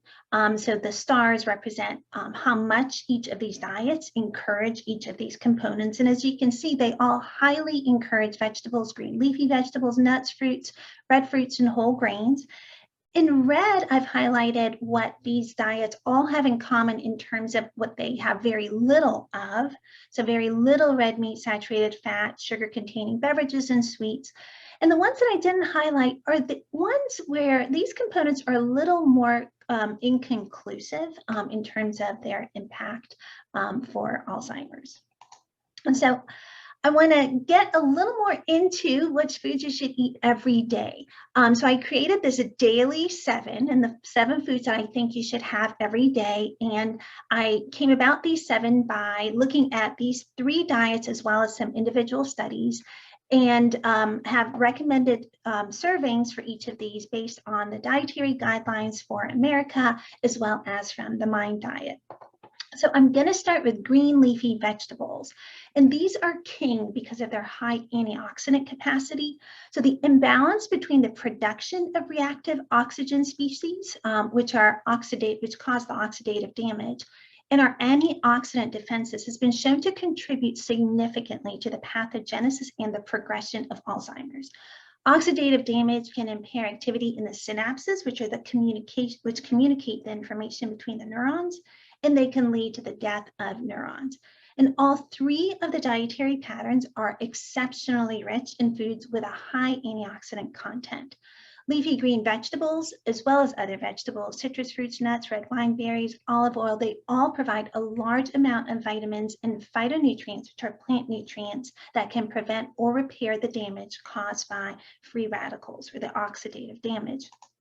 In this study, the authors share that among all the different types of vegetables, green leafy vegetables have been identified as having the strongest protective relations against cognitive decline, And this was a prospective study of 960 participants of the Memory and Aging Project between the ages of 58 to 99 who had completed a food frequency questionnaire and had 2 or more cognitive assessments and were followed for a mean of 4.7 years. And the graph shows the rate of decline in global cognitive score for the top, that's the one in blue, and the lowest in red of intake of green leafy vegetables. And the rate of decline among those who consumed 1 to 2 servings per day was the equivalent of being 11 years younger compared with those who rarely or never consumed green leafy vegetables.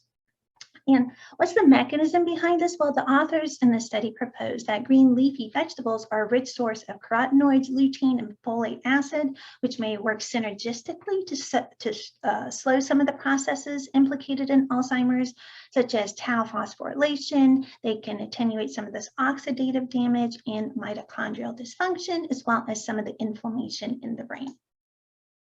So next on our list are cruciferous and other vegetables. So a recommended serving is half a cup, and you should try and get at least 1 a day, but I think ideally 3. And cruciferous vegetables such as broccoli, cauliflower, and cabbage contain another potent antioxidant called sulforaphane. And this antioxidant has been shown to have neuroprotective effects in different experimental models of neurodegeneration. And another phytochemical found in cruciferous vegetables called isothiocyanates have also been shown in models to protect against neurodegeneration. In berries and fruits, next on the list, try and get at least a half a cup of berries a day or at least 1 piece of fruit. And berries have the highest nutrient density, so the concentration of nutrients per calorie or weight of food among fruit, and they have nearly 8 times the antioxidant capacity of other fruit. Blueberries, blackberries, and strawberries are particularly enriched in phytonutrients that cross the blood-brain barrier and can prevent neuroinflammation and oxidative stress. So a unique characteristic of berries is a high content of polyphenols, such as flavonoids. That traces back to that study from the New York Times. And amongst berry fruit, blueberries have gotten the spotlight because they've been shown to improve memory and reduce age-related cognitive impairment. In one study, blueberries were found to enhance the clearance of amyloid beta by microglia. Those are the little Pac-Man type cells or macrophages that are the main form of active immune defense in the central nervous system. And they were found to inhibit amyloid aggregation. Other fruits, such as grapes, pomegranates, they have other phytonutrients, such as resveratrol that you may have heard of, and they also have minerals and micronutrients, such as potassium and magnesium, which are important because they can improve blood pressure and because, as we saw in the early slide, deficiencies in micronutrients are associated with an increased risk of dementia.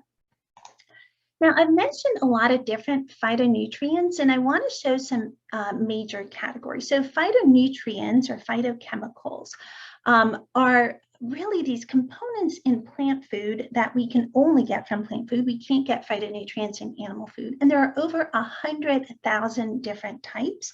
And each one has different activities, such as antioxidant activity, anti-inflammatory activity. They can alter how our genes are expressed. The largest category, which I've touched on several times, are these polyphenols or phenolics, and the flavonoids fall into this category.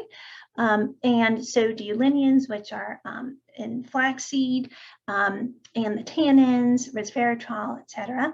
The cruciferous vegetables that I was mentioning are in this category of organosulfur compounds.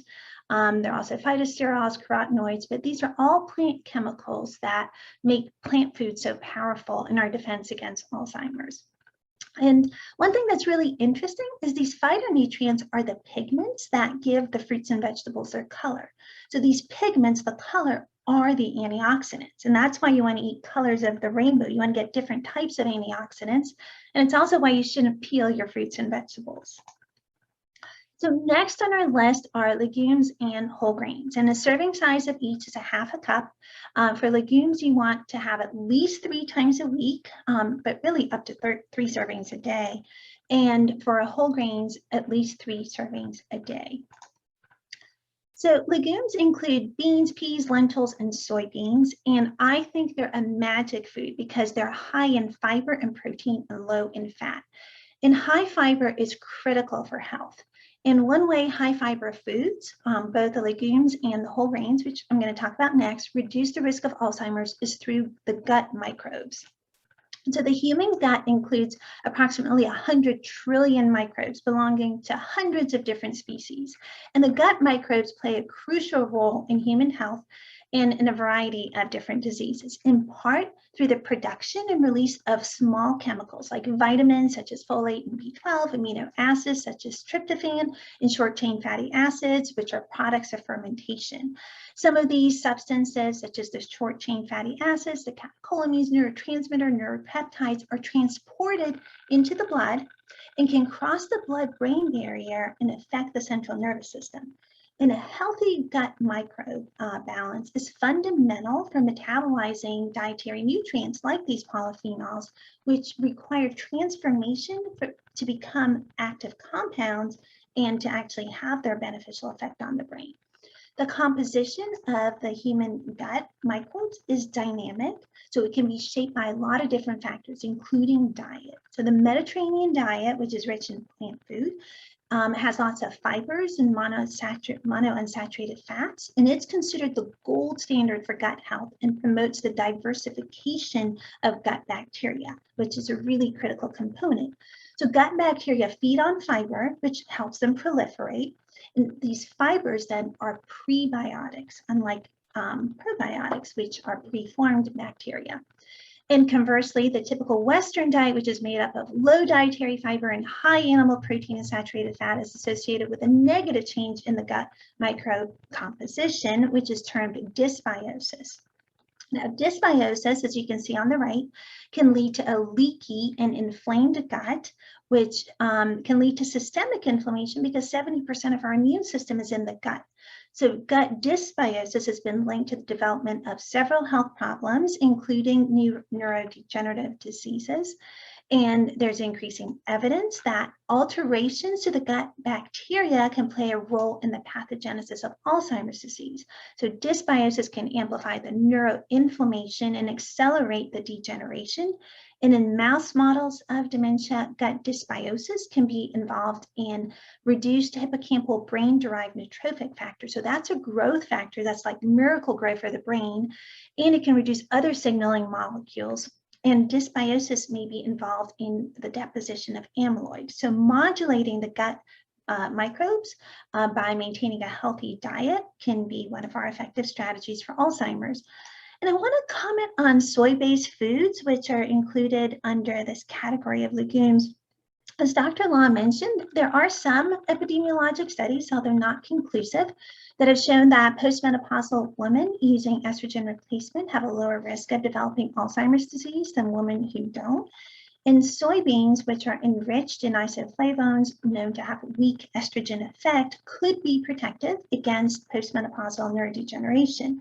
So in primate models, again, these are in animal studies of menopause, soy with flavones have been shown to reduce the hyperphosphorylation of the microtubule-associated protein tau, which is, again, one of these characteristic findings in Alzheimer's. So whole grains, so like legumes, they are a great source of fiber, but what I want to point out is there's a big difference between whole grains and refined grains. When a grain is whole, it has 3 different layers. This bran or outer coating is where you have all the fiber in the grain. The germ is the little seed inside that's really rich in all the vitamins and minerals. The endosperm is the starchy carbohydrate that's in the middle. And when a grain is processed, they strip the fiber, they strip all these nutrients, and all you're left with is this starchy middle. And so that changes the properties of the grain entirely. So whereas whole grains are very protective against a lot of chronic diseases, such as heart disease and diabetes, as well as hopefully Alzheimer's, the refined grains tend to have the opposite effect. When you strip the fiber, not only do you not favorably balance the gut bacteria, but that sugar, that carbohydrate, is so rapidly absorbed without being bound to fiber that it causes this big spike in blood sugar shortly after you consume it. Whereas when we have our fruits, our vegetables, whole grains, legumes with all their fiber, the sugars are released really slowly. They're lower on the glycemic index, so they don't have the same effect on insulin and risk of diabetes. So next on our list, nuts and seeds. So you want 1/4 cup, which is about a handful, or 2 tablespoons of a nut butter. Nuts and seeds are important because of their mix of good fats, which are your unsaturated fats, relative to harmful fats, many of which are saturated fats. And this ratio, when it's a favorable ratio, can help lower neuroinflammation. So hyperactivation of these microglial cells, the ones that we've mentioned that are the most important part of our immune defense in the brain, it can lead to neuroinflammation, again, one of the main processes in Alzheimer's. So when these microglia are not hyperactivated and when they work properly, they're essential for scavenging the plaques that are starting to form, the damaged molecules, as well as the infections. When there's chronic inflammation, it can contribute to Alzheimer's progression and severity because it further boosts the amyloid beta production and deposition, and it ultimately leads to nerve cell death. So the balance of fats in your diet can modulate the immune system and neuroinflammation. And so just an overview of fats. So fats can be trans fats, which are particularly harmful and now restricted in terms of how much can be found in our processed foods. Saturated fats are a big family of fats. There's not just one type of fat. Some are relatively innocuous. So lauric acid and coconut oil is pretty harmless, as opposed to palmitic acid, which is found in meat, which has been associated with heart disease as well as other chronic conditions. Then there are polyunsaturated and monounsaturated fats, which are the more favorable type. The polyunsaturated fats can be omega-3 or omega-6, and the ratio between these two can affect your inflammation throughout your body. So the essential fatty acids in our body, and when I use the term essential, I mean that our bodies can't make them. We have to get them through our diet. The two main ones are linoleic acid, which is an omega-6, and alpha-linolenic acid, which is an omega-3. The ALA, or alpha-linolenic acid, it goes down an anti-inflammatory pathway. ALA gets converted to EPA and DHA, which you may have heard of because fish is very high in EPA and DHA, as is fish oil. And this linoleic acid goes down a pro-inflammatory pathway.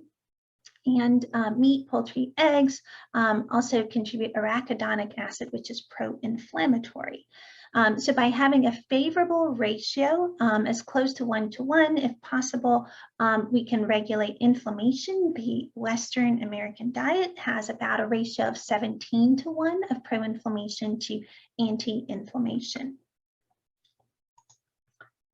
And when we look at dietary fats and the risk of Alzheimer's, in this study of 815 participants from the Chicago Health and Aging Project that were 65 years and older and followed for 3.9 years for the development of Alzheimer's, we can see that people in the upper fifth of saturated fat intake had 2.2 times the risk of incident Alzheimer's disease compared to people in the lowest fifth. And this x-axis is the ratio of polyunsaturated to saturated fat intake. And it's inversely associated with the risk of developing Alzheimer's. And in this group, there's a statistically significant 70% reduction in the risk of Alzheimer's among people in the highest fifth versus lowest fifth of intake. And now other things, the last on our list are herbs and spices and these extras, the tea and cocoa powder. So I think herbs and spices are often maybe forgotten about, but they top the list with the foods with the highest antioxidant content. So by weight, their antioxidant content is 10 times higher than that of fruits and vegetables. For example, curcumin, the active ingredient in turmeric, has potent anti-inflammatory and antioxidant properties. In animal studies, a metabolite of curcumin has been found to protect against amyloid beta-induced toxicity by reducing the oxidative damage. So tea and cocoa powder. These are just extras that I think if you can include in your daily diet, They're beneficial. So tea, cocoa, as well as berries are abundant in catechins, which are a type of phenolic compound with very potent antioxidant properties. Catechins belong to the flavonoid family. Again, as the New York Times article alluded to, and flavonoid-rich foods are associated with better endothelial function. And the endothelium is a lining of your blood vessels. So they're also associated with better perfusion, so better blood flow and enhanced viability of our nerve cells. For example, the flavonoids contained in cocoa powder, which is mainly epicatechin, act directly on this endothelial lining of brain vessels to enhance nitric oxide, which is a potent vasodilator, and it dilates blood vessels and increases blood flow to the brain. And if you can, try and have a cup a day of tea, any kind of tea, green tea, white tea, black, oolong. And of course, it's easy to get in a little bit of chocolate. Now, these are foods to avoid. So I term them the forgetful four. And the recommendations on intake I use based on the MIND diet. So red meat is high in saturated fat. And one of the ways it can increase the risk of Alzheimer's disease is through insulin resistance.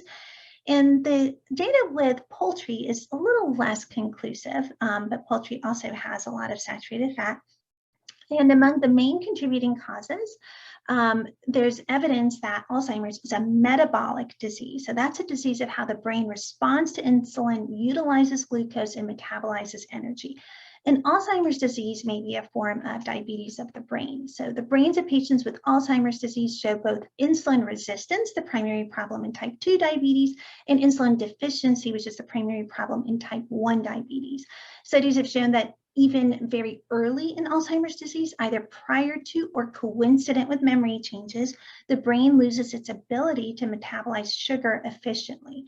And the brain relies on glucose as its primary fuel. So a drop in glucose can be detrimental. Insulin is equally important because it helps the brain uptake glucose from the blood and metabolize it for energy. So if a brain becomes insulin resistant, its ability to uptake and utilize glucose becomes impaired. So put simply, the brain starves. And that leads to a cascade of downstream events. So starvation causes oxidative stress, which is an imbalance between the damaging reactive oxygen species relative to the brain's antioxidant defenses, as well as neuroinflammation. And then this damage in turn worsens insulin resistance. Along the way, the mitochondria inside our brain cells, which are the energy powerhouses that make energy in the form of ATP, get damaged. The very structure of the brain gets altered as there's formation, accumulation of tangles of tau protein and insoluble amyloid plaques. And both as a cause and consequence of insulin resistance, the nerve cells critical for memory and thinking get damaged and destroyed. And cheese and butter, so they're also high in saturated fat and they can contribute to insulin resistance. And another link between cheese and butter and Alzheimer's is via neurogenesis in the hippocampus. So the hippocampus is the primary brain region for learning and memory. And we can build new neurons in our hippocampus throughout our adult life, and we need to do so to maintain our cognitive function. The neurodegeneration typical of Alzheimer's commonly affects the hippocampus. And neurogenesis is regulated by several signaling pathways, and it can be mediated by the brain growth factor that I mentioned previously, the brain-derived neurotrophic factor, or BDNF. So diets that are rich in saturated fat and trans fats, as well as refined sugars, much like a typical Western diet, they reduce the level of BDNF, and they contribute to an increased production of antioxidants and pro-inflammatory molecules, so they can lead to neurodegeneration. The next category are processed and fast foods, and they're yet another category to avoid. When heated, they can form nitrosamines that, given experimentally to animals, even in low amounts cumulatively, they've been found to cause cognitive impairment. So heating processed foods can also promote the formation of advanced glycation end products. And these products can cross-link to proteins and lipids and DNA and can alter their function. So they too can cause oxidative stress and inflammation. And last on this list are pastries and sweets. So they have sugars and fats and can increase the risk of diabetes and hypertension, which can damage the small arteries in our brain, affect blood flow, and damage to the brain blood vessels can play a role in the development of Alzheimer's disease. So this is a wonderful summary slide from this reference here that shows the components in diet where we have pretty high evidence that they're beneficial, and those are our dietary patterns, as well as some of the plant-based components that we just discussed. The components that are still somewhat controversial, and those includes a lot of these supplements, and then the evidence for foods that we know are harmful. Those are a lot of the ones we just went over, as well as deficiencies in micronutrients. We have a plant-based cookbook. I am publishing this with the dietitian I work at in executive health. This will be available November 3rd on Amazon, and we're going to be making it available at no cost, the Kindle version, to everyone who is participating today. And it's a plant-based cookbook based on the science of plant-based eating. It has a nutritional overview, including a lot of information about the power of plant foods and how to get started, answers to commonly asked questions. We have a checklist of the daily foods and different categories you should try and incorporate in over 150 recipes. So I hope you can enjoy that. And last, open to questions. If you guys want to reach out to me, feel free to reach me on social media, on Twitter, on Instagram. I also have a podcast that I host called The Whole Health Cure that has different guests and speakers that talk about lifestyle as medicine. And with that, I will turn it back over to Cornelia.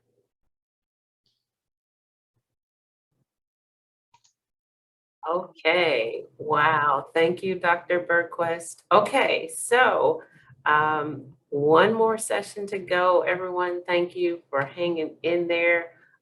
What I heard is you are what you eat. And even in the comments, everyone is asking about alcohol, coffee, pork, and bacon.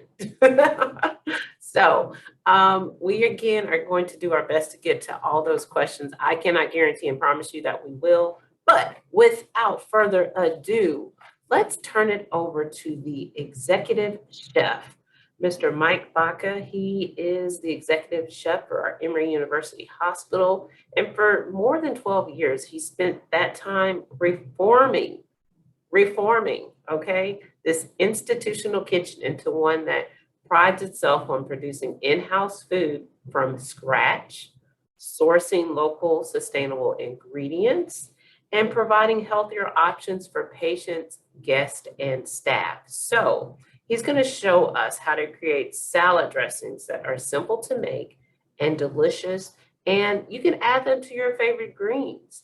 I heard from a lot of you in the comments that because of the box you received, it kind of exposed you to some ingredients and vegetables that you had not been exposed to. So again, because you are an Emory Healthy Brain research participant, look at some of the benefits you are receiving. Thank you, thank you, thank you. We are so grateful for each and every one of you. All right, I'm turning it over to you. Welcome, and everyone, I hope you've got your stuff ready. He's going to probably give you a little bit of housekeeping there to prepare. Welcome, Mike. All right. Hi, everyone. Glad you're here. Welcome. We are making 2 salad dressings today with this beautiful box of ingredients that we received. I'm sure you've already been through it like I have. Everything, there's some unfamiliar things in here. I know we got some tropical greens. This one stumped me a little bit, but I think it is hibiscus leaves, which it's pretty tasty. It almost tastes like hibiscus. We have some yellow onions, pluots, some squash, cucumbers, beautiful bag of mixed greens that we can use to eat our dressing today. We have heirloom tomatoes, arugula, and cherry tomatoes. So I wanted to show you guys the tomato vinaigrette. It's one of my favorite things to make. This time of year, you're probably full of tomatoes. You should have a ton of tomatoes. If you're growing your own, your garden's full of tomatoes, this is a great way to use some of those overripe tomatoes, use them up. And I was talking to Tina here earlier, and I said, you know, we probably, if I got these beautiful tomatoes, I probably wouldn't make them into salad dressing, but I want to I wanted to show you this dressing because it's really simple. It's really easy. Again, it's a really good way to use up a bumper crop of tomatoes. The other dressing we're going to make is similar to a green goddess. So green goddess, you know, has herbs and all sorts of, it's like a ranch type dressing with different herbs. We're going to use arugula. Again, if I got a fresh bag of arugula, I'm probably not going to puree it into a salad dressing. But when it starts to get, you know, I got my box a couple of days ago, so some of the leaves are starting to get a little spent, tired, whatever you want to call it. So this is when I would use this for a salad dressing. So that's what we're going to do. So we're working with, the first one we're going to make is the summer tomato vinegar. So if you guys have everything ready for that, I know I asked for a box grater, mixing bowl, a wire whisk, cutting board, and a knife. Okay. The other ingredients we'll need for that, and I'm following along as well. We're using the tomato. We have some Dijon mustard, some red wine vinegar, some salad oil, some smoked paprika, salt and pepper.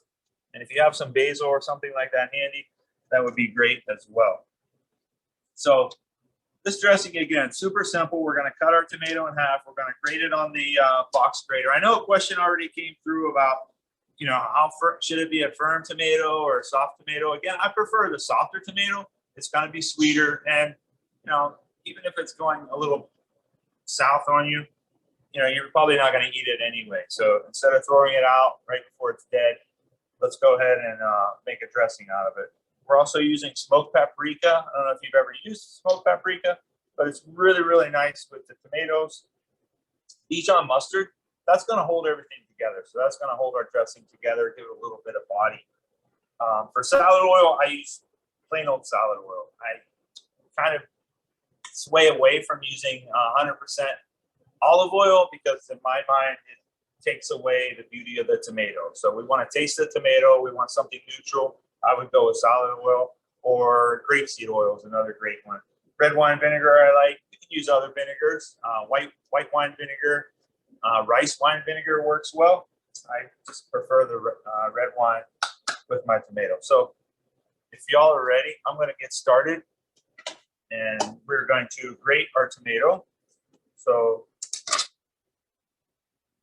take that off. Just going to cut this in half. I'm going to remove the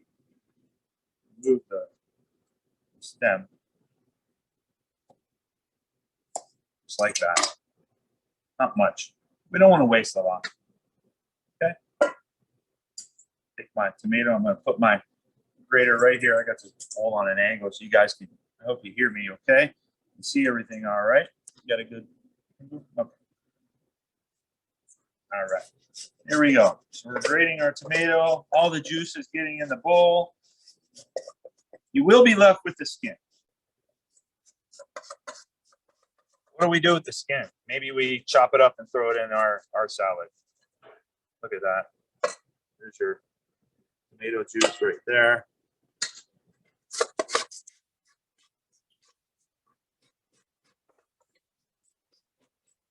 It's very, very simple.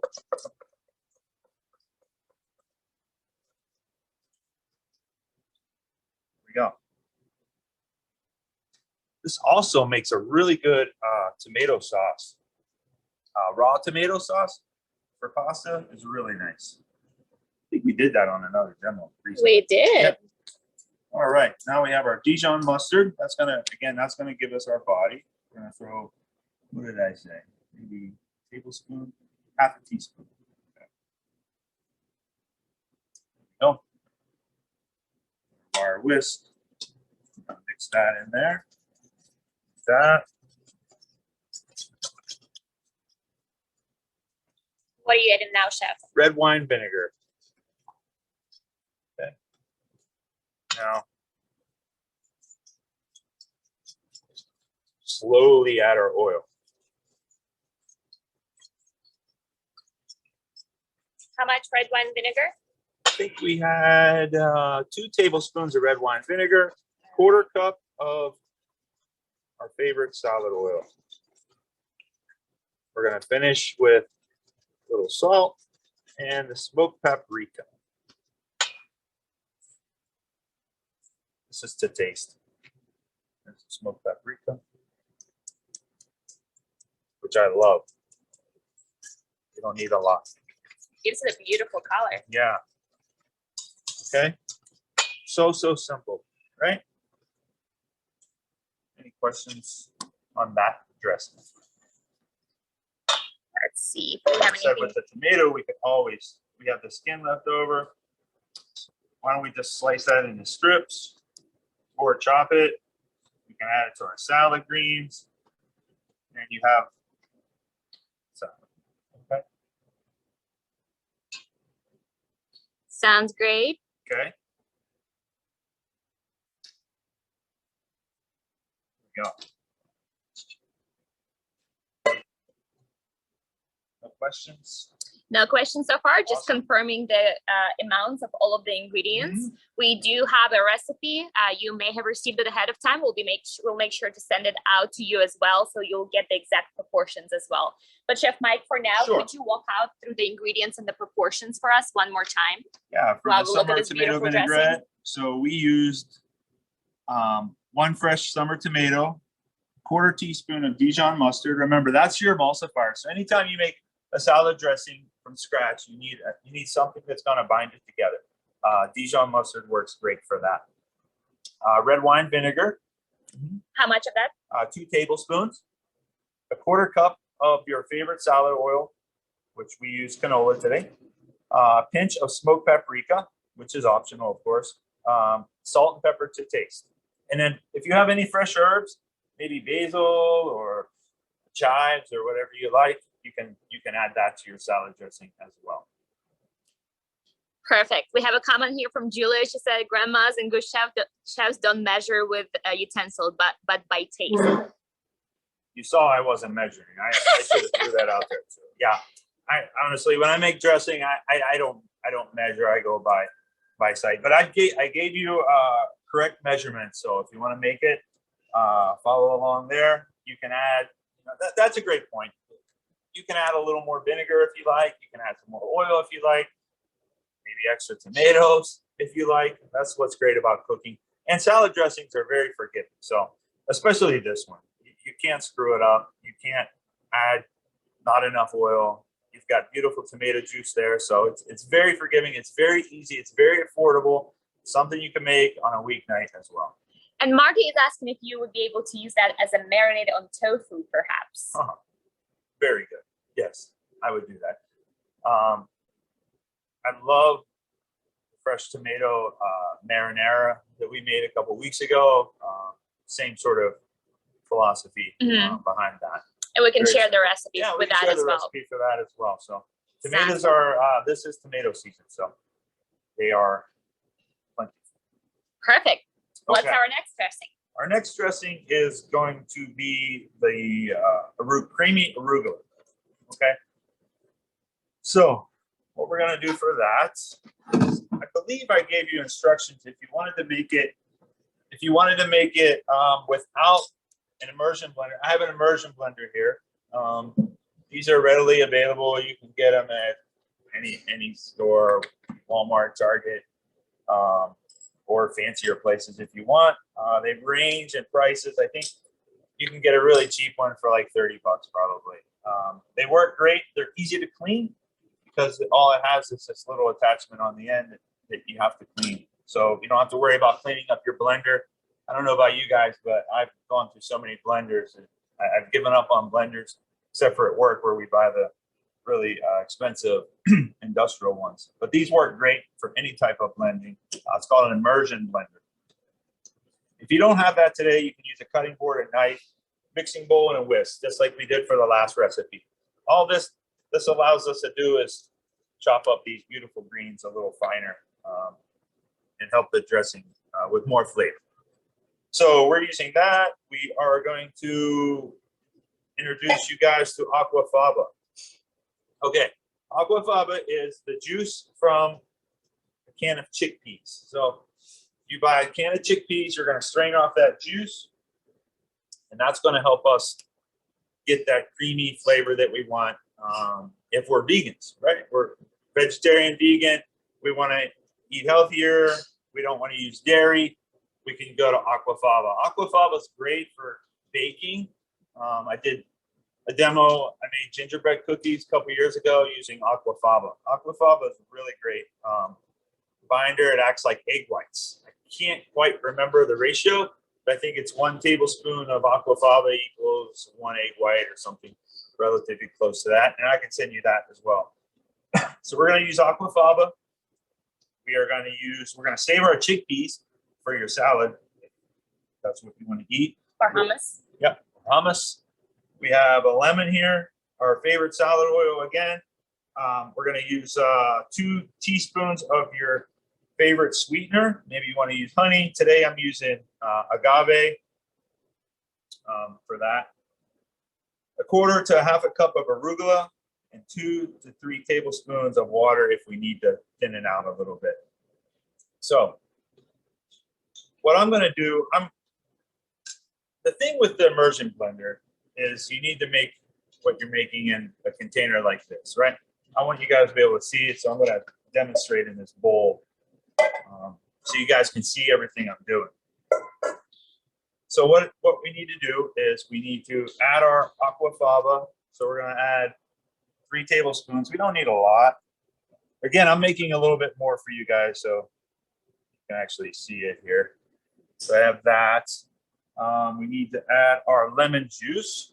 So juice of 1 lemon.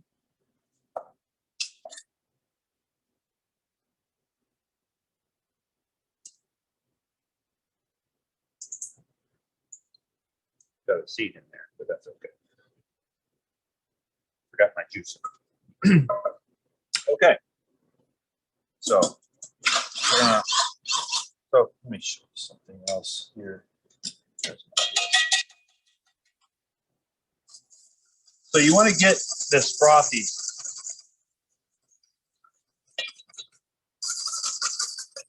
It does look like egg white. Yeah, it looks like egg white. It acts just like. Steph, why did you roll the lemon before cutting it? You get more juice out of it. That's a secret tip. Okay, there's that. Now, what we're going to do now is take our arugula, about there. Chop this up just a little bit, makes it easier on my blender. This dressing is similar to a green goddess. So if you made green goddess, you know, you put all your herbs in there. Feel free to add herbs to this one as well. If you have herbs growing around the house, basil, chives, if you have oregano, it's great.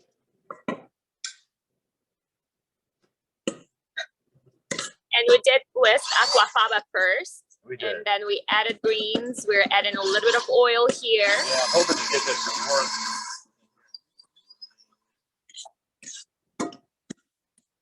Like I said, it works better in the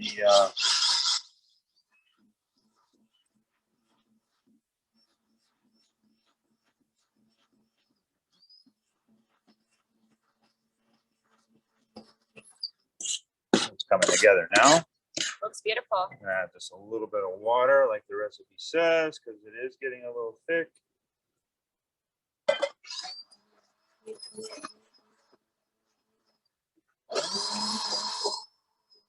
You can use a regular blender if you have a regular blender. Might be easier for you. Like I said earlier, I don't like all the cleanup.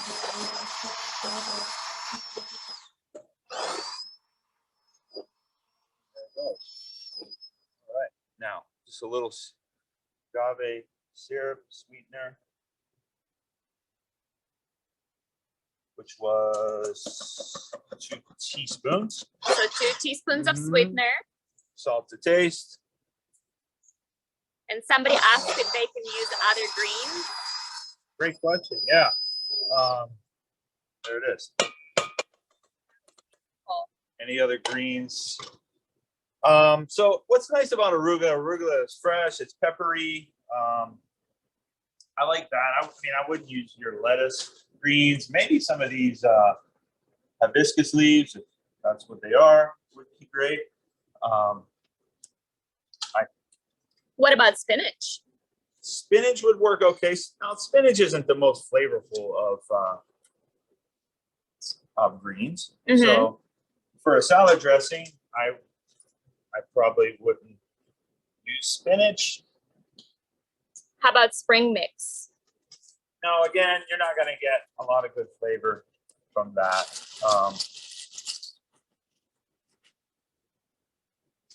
Arugula is one of my favorites. But with the herbs, so if you wanted to use your spinach, because it's getting old, you could add herbs to those things to help brighten them up a little bit.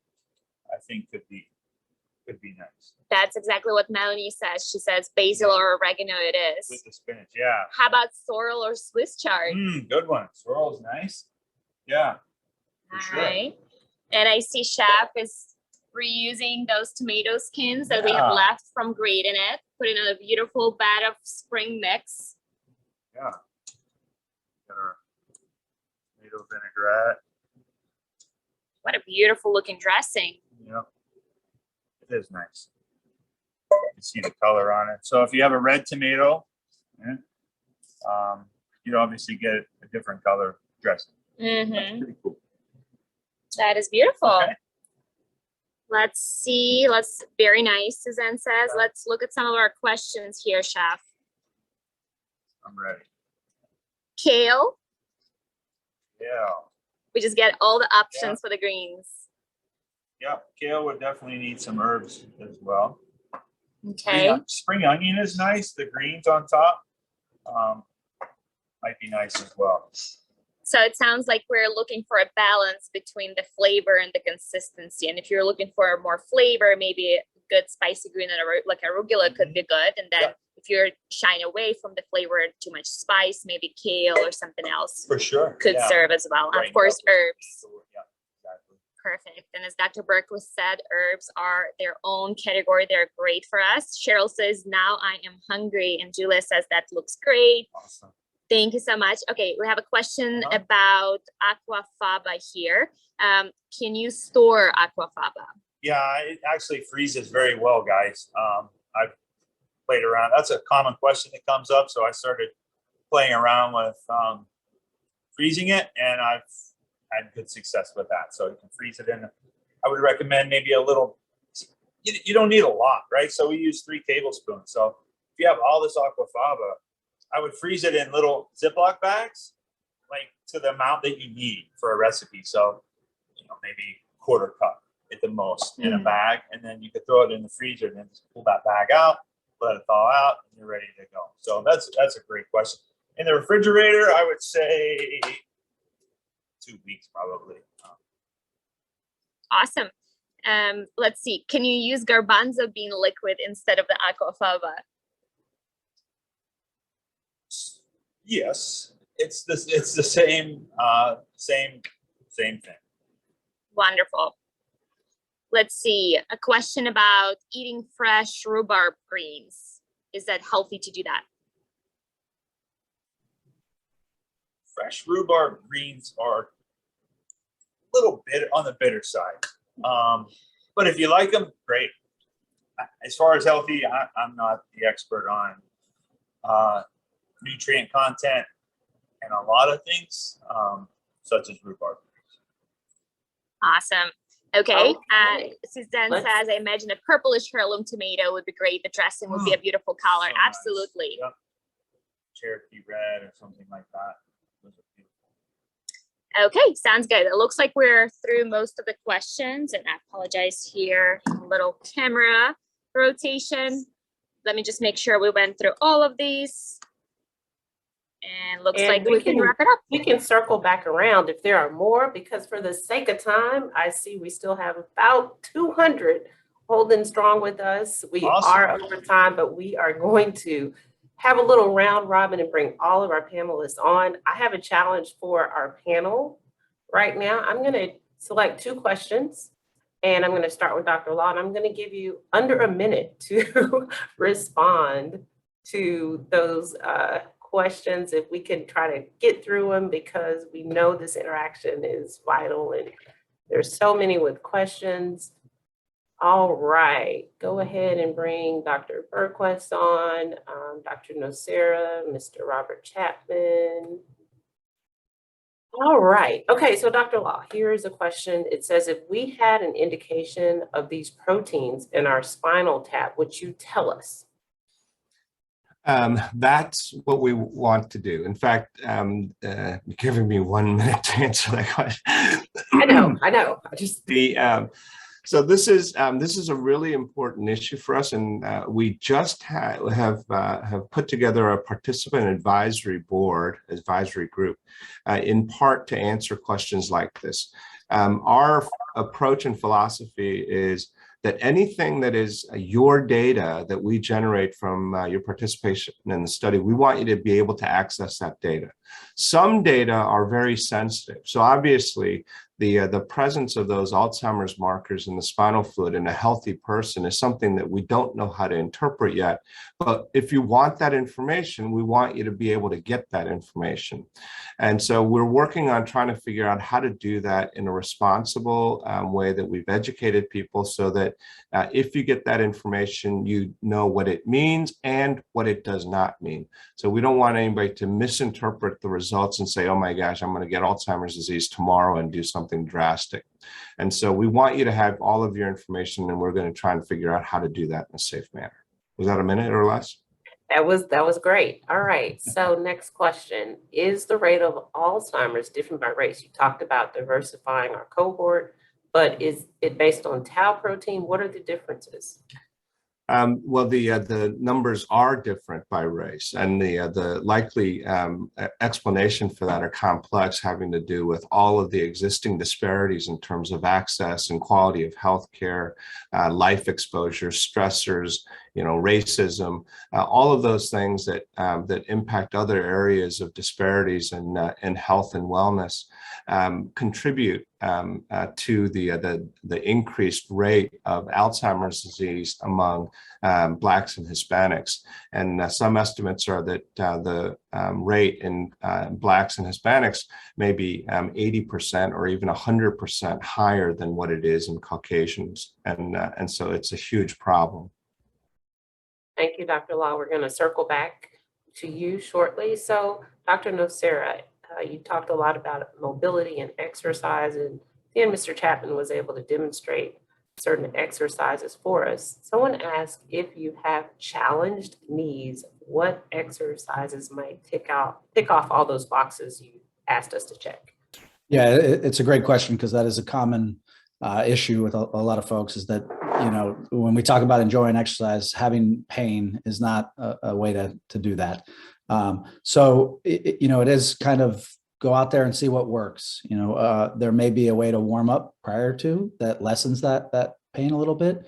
You can apply some heat to the knee before you exercise, but things that aren't as weight bearing. So you swimming, maybe stationary cycling, but oftentimes that can bother knees as well. So I think just the approach of trying different things and warming up properly to try to get that knee pain lessened as much as possible, because again, that's not a way to enjoy activity if you're in pain at all time.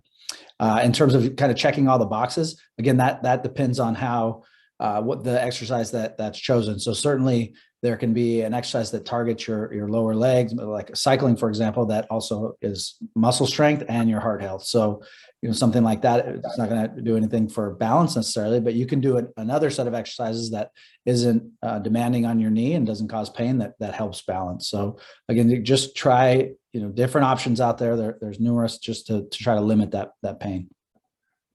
And what would you recommend for someone who has had hip surgery and they are just sort of easing back into a exercise? Yeah, and that's going to depend on your stage of recovery and how long post surgery you are. But that's probably going to start with a PT, and that's a physical therapist. So you'll do exercises very early on to work on that range of motion, get that back, and then start attacking that strength and try to get some of that strength back. And really, depending on where you're at in that continuum, you can certainly discuss with a PT, and then once you sort of get clearance to go out and into the into regular routine, those exercises that you enjoy should be fine. Okay, and so Mr. Tappan, I'm going to refer to you because you work for the Emory Blomeyer Fitness Center, but you also have ties with the Rec Center in Snellville. Where can we look for these opportunities to get active even during a pandemic?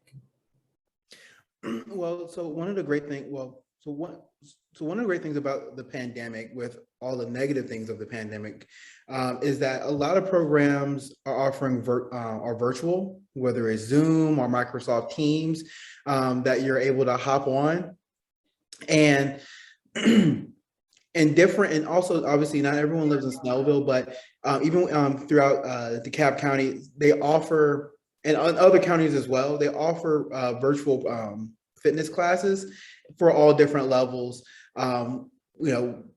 Whether it's from Tai Chi to yoga to low impact to high impact. So I would check your rec center websites and see what virtual offerings they have. And then also sometimes they may have a YouTube page where they already have previously recorded classes. YMCA has programs as well. So I would just check what you feel, those different websites and things like that. And also keeping in mind, an exercise may work for you, but also depending on whoever's leading that session, and the sequence that they go in, may work for you and may not. So it is one of those things, kind of like Dr. Nocera said, where you kind of got to play around and see what works best for you in terms of how it's structured. Okay, Dr. Bergquist, you talked a lot about those different grains and legumes and vegetables. Does it matter if those leafy greens are in a smoothie? So it's all relative.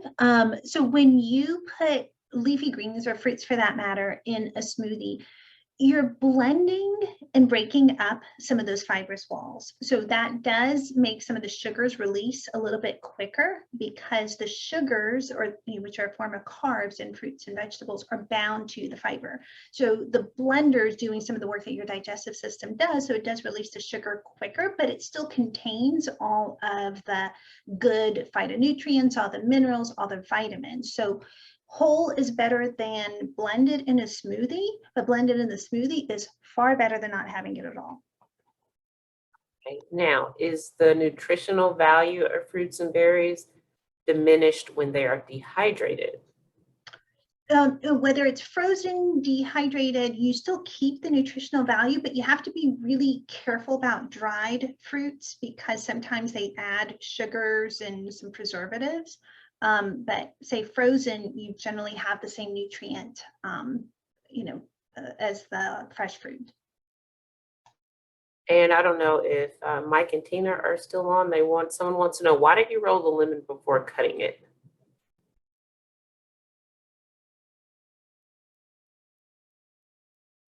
Okay, they may had.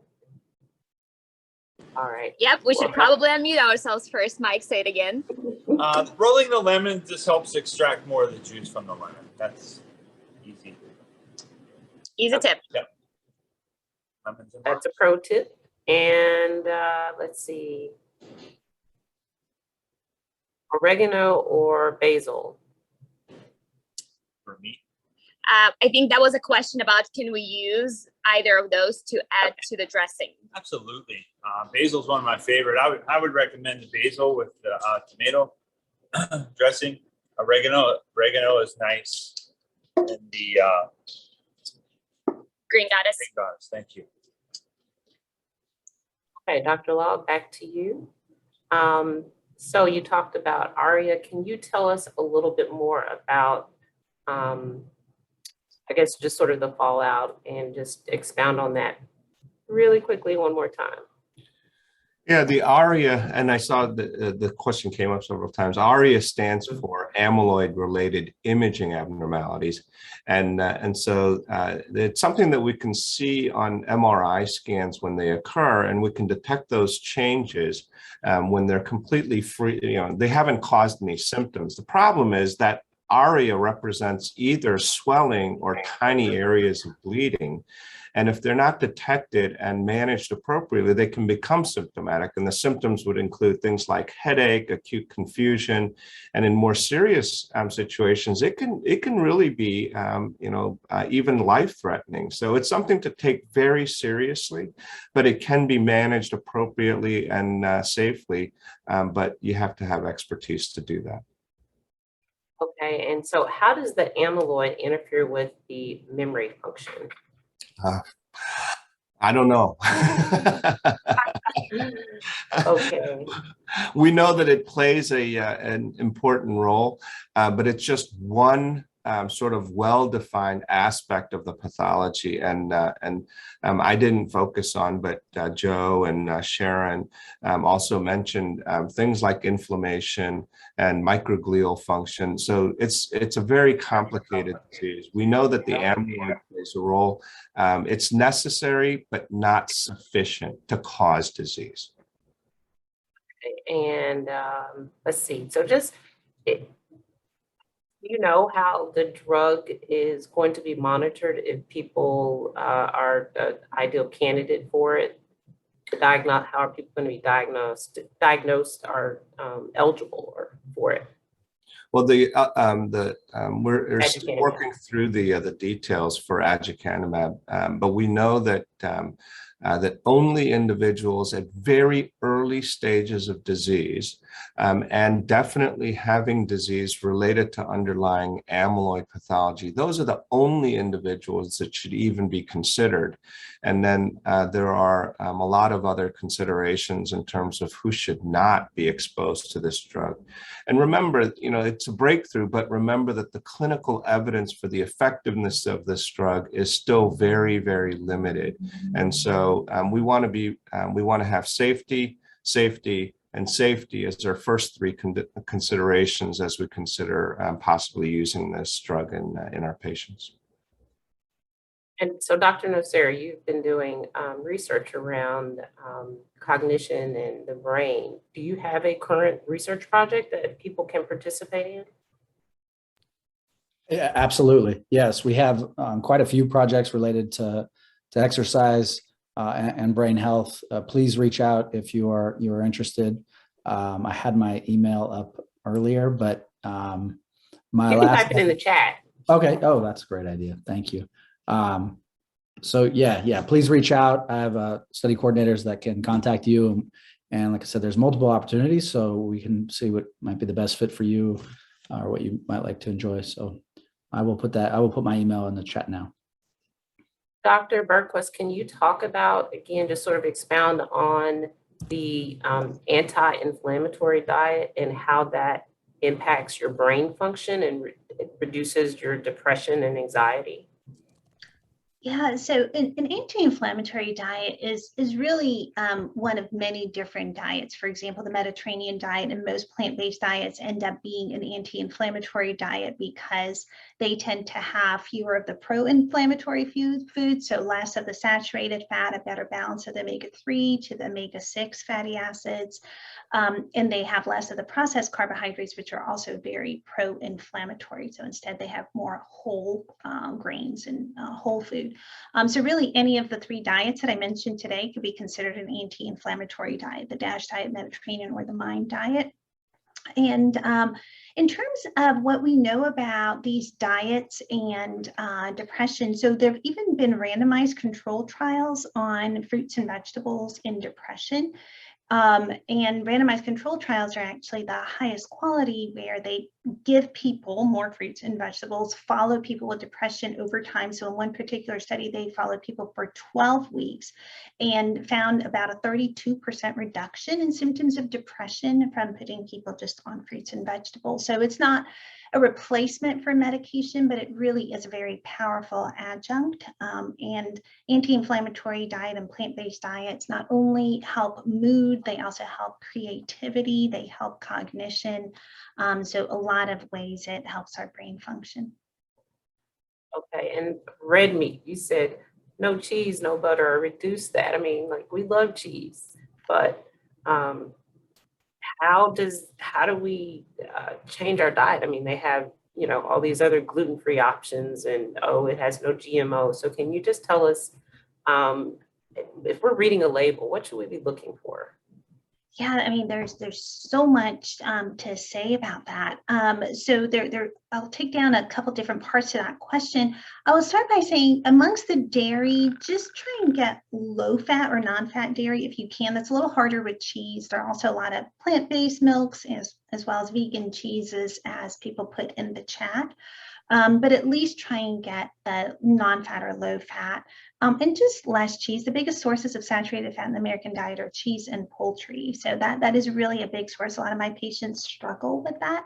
But fill up on other things and then just have the cheese as the condiment, not as the main entree. And then the other part to that is, how do you transition to plant-based, right? Because so many of us are used to having the exact opposite, right? A lot of meats, a lot of cheeses. And I would say, do things just in small steps. Any amount towards a plant-based is already a benefit. So it doesn't have to be an all or nothing change. You can start by just adding one vegetable or one fruit a day. One of my favorite things to do is just flipping your plate, right? The American entree is like a big piece of chicken or meat, which is generally 5 servings, because 1 serving is a deck of cards. And then there's a tiny little side salad. And instead, just have a big salad with a tiny little side chicken. And if you can just flip your plate, you'll find that you can be really satisfied just doing that. So those are just some of the ways to get started. In terms of reading labels, I would say the things to pay attention to are look at the breakdown of fats. So most labels will put total fats, and they'll put saturated as well as the unsaturated fats. So you want something that's just low in the saturated fat. When you look at the carbohydrate part, it'll put total carbohydrates, and then it'll put dietary fiber. You want about a 5-to-1 ratio or less, because some of the carbs can be sugar and some of the carbs are fiber. So if you're 5-to-1, you're getting a really good product. If it's, say, 20-to-1, you're just getting sugar and processed grains. So look for that 5-to-1 ratio. And then, of course, protein just presents as protein. So that's probably a good way to look at those 3 categories of macronutrients on a label. Now, Dr. Law, you referred to it as a spinal tickle, and some people have had many, some people have had amazing experiences. And so how do we overcome this hurdle around the lumbar puncture, the lumbar tickle, and having many over the course of your research participation? I think the most effective way, I think, is for non-researchers, non-physicians, non-clinicians, so our participants, to tell others what their experience was, because I'm a participant and I've had spinal taps, lumbar tickles, but I'm kind of biased, and I have ulterior motives, and I'm conflicted. So much better if our participants tell others that it was a benign procedure. I know some people have difficulties, and so it's not universal. So some people have not had perfect experiences, but by and large, most of the time, it's a very simple, relatively painless procedure that's just anxiety provoking because it's unfamiliar. But the more that you can tell others, I think the better off we're going to be. And then where are we with sharing the results with our research volunteers? I don't have a specific time for that. We've been, talking about all kinds of things. So we've now that we're doing MRI scans on everybody, I had envisioned, giving people direct access to all of the scans if they wanted it, or if they had a viewer that could use to view all of their scans. So those of you who've already been for your recent visits, you may have heard about the fact that you're going to get a 3D printout of your brains, which is one way to do that. But in terms of the other results, cognitive testing results, in terms of the spinal fluid measurements, we're going to try and figure out how to do that efficiently, safely, and easily with the participants. And we're going to ask our participant advisory board to provide us a lot of guidance on how to do that so that it will be easy and effective for all of you to get your own results. Mm-hmm. Okay, someone had needed clarification about accessing Blomeyer. And again, today we featured all Emory faculty and staff. So Blomeyer, Mr. Chapman, if you want to tell them, it's just open to Emory employees, correct? It's open to Emory employees because of what we're going through now in terms of the pandemic. It is open now to Emory employees and retirees via payroll deduction or a monthly credit or debit deduction. In terms of spouses, we're going through a phased approach, so they'll be allowed in shortly. Okay, all right, and I see Dr. Bergquist answering questions lively. If you are not able to see the chat, Dr. Bergquist, let them know when the book will be available. Yeah, so the official published date is going to be on November 3rd, and we're going to send an email because we're going to let everyone participating in this event know how to actually download it for free. So we'll send a follow-up once we have it up ready to do that. So yes, we will be able to give everyone a copy. Okay, and then I think Sharon and Chef Mike and Tina, we talked about turmeric, we've talked about herbs, like where do people go to find out the right proportion of these herbs and grains? Mike, do you want me to take that, or do you want to answer that? What was the question? I'm sorry. Dr. Bergquist, you go ahead and answer the scientific part of the question. We'll talk about application.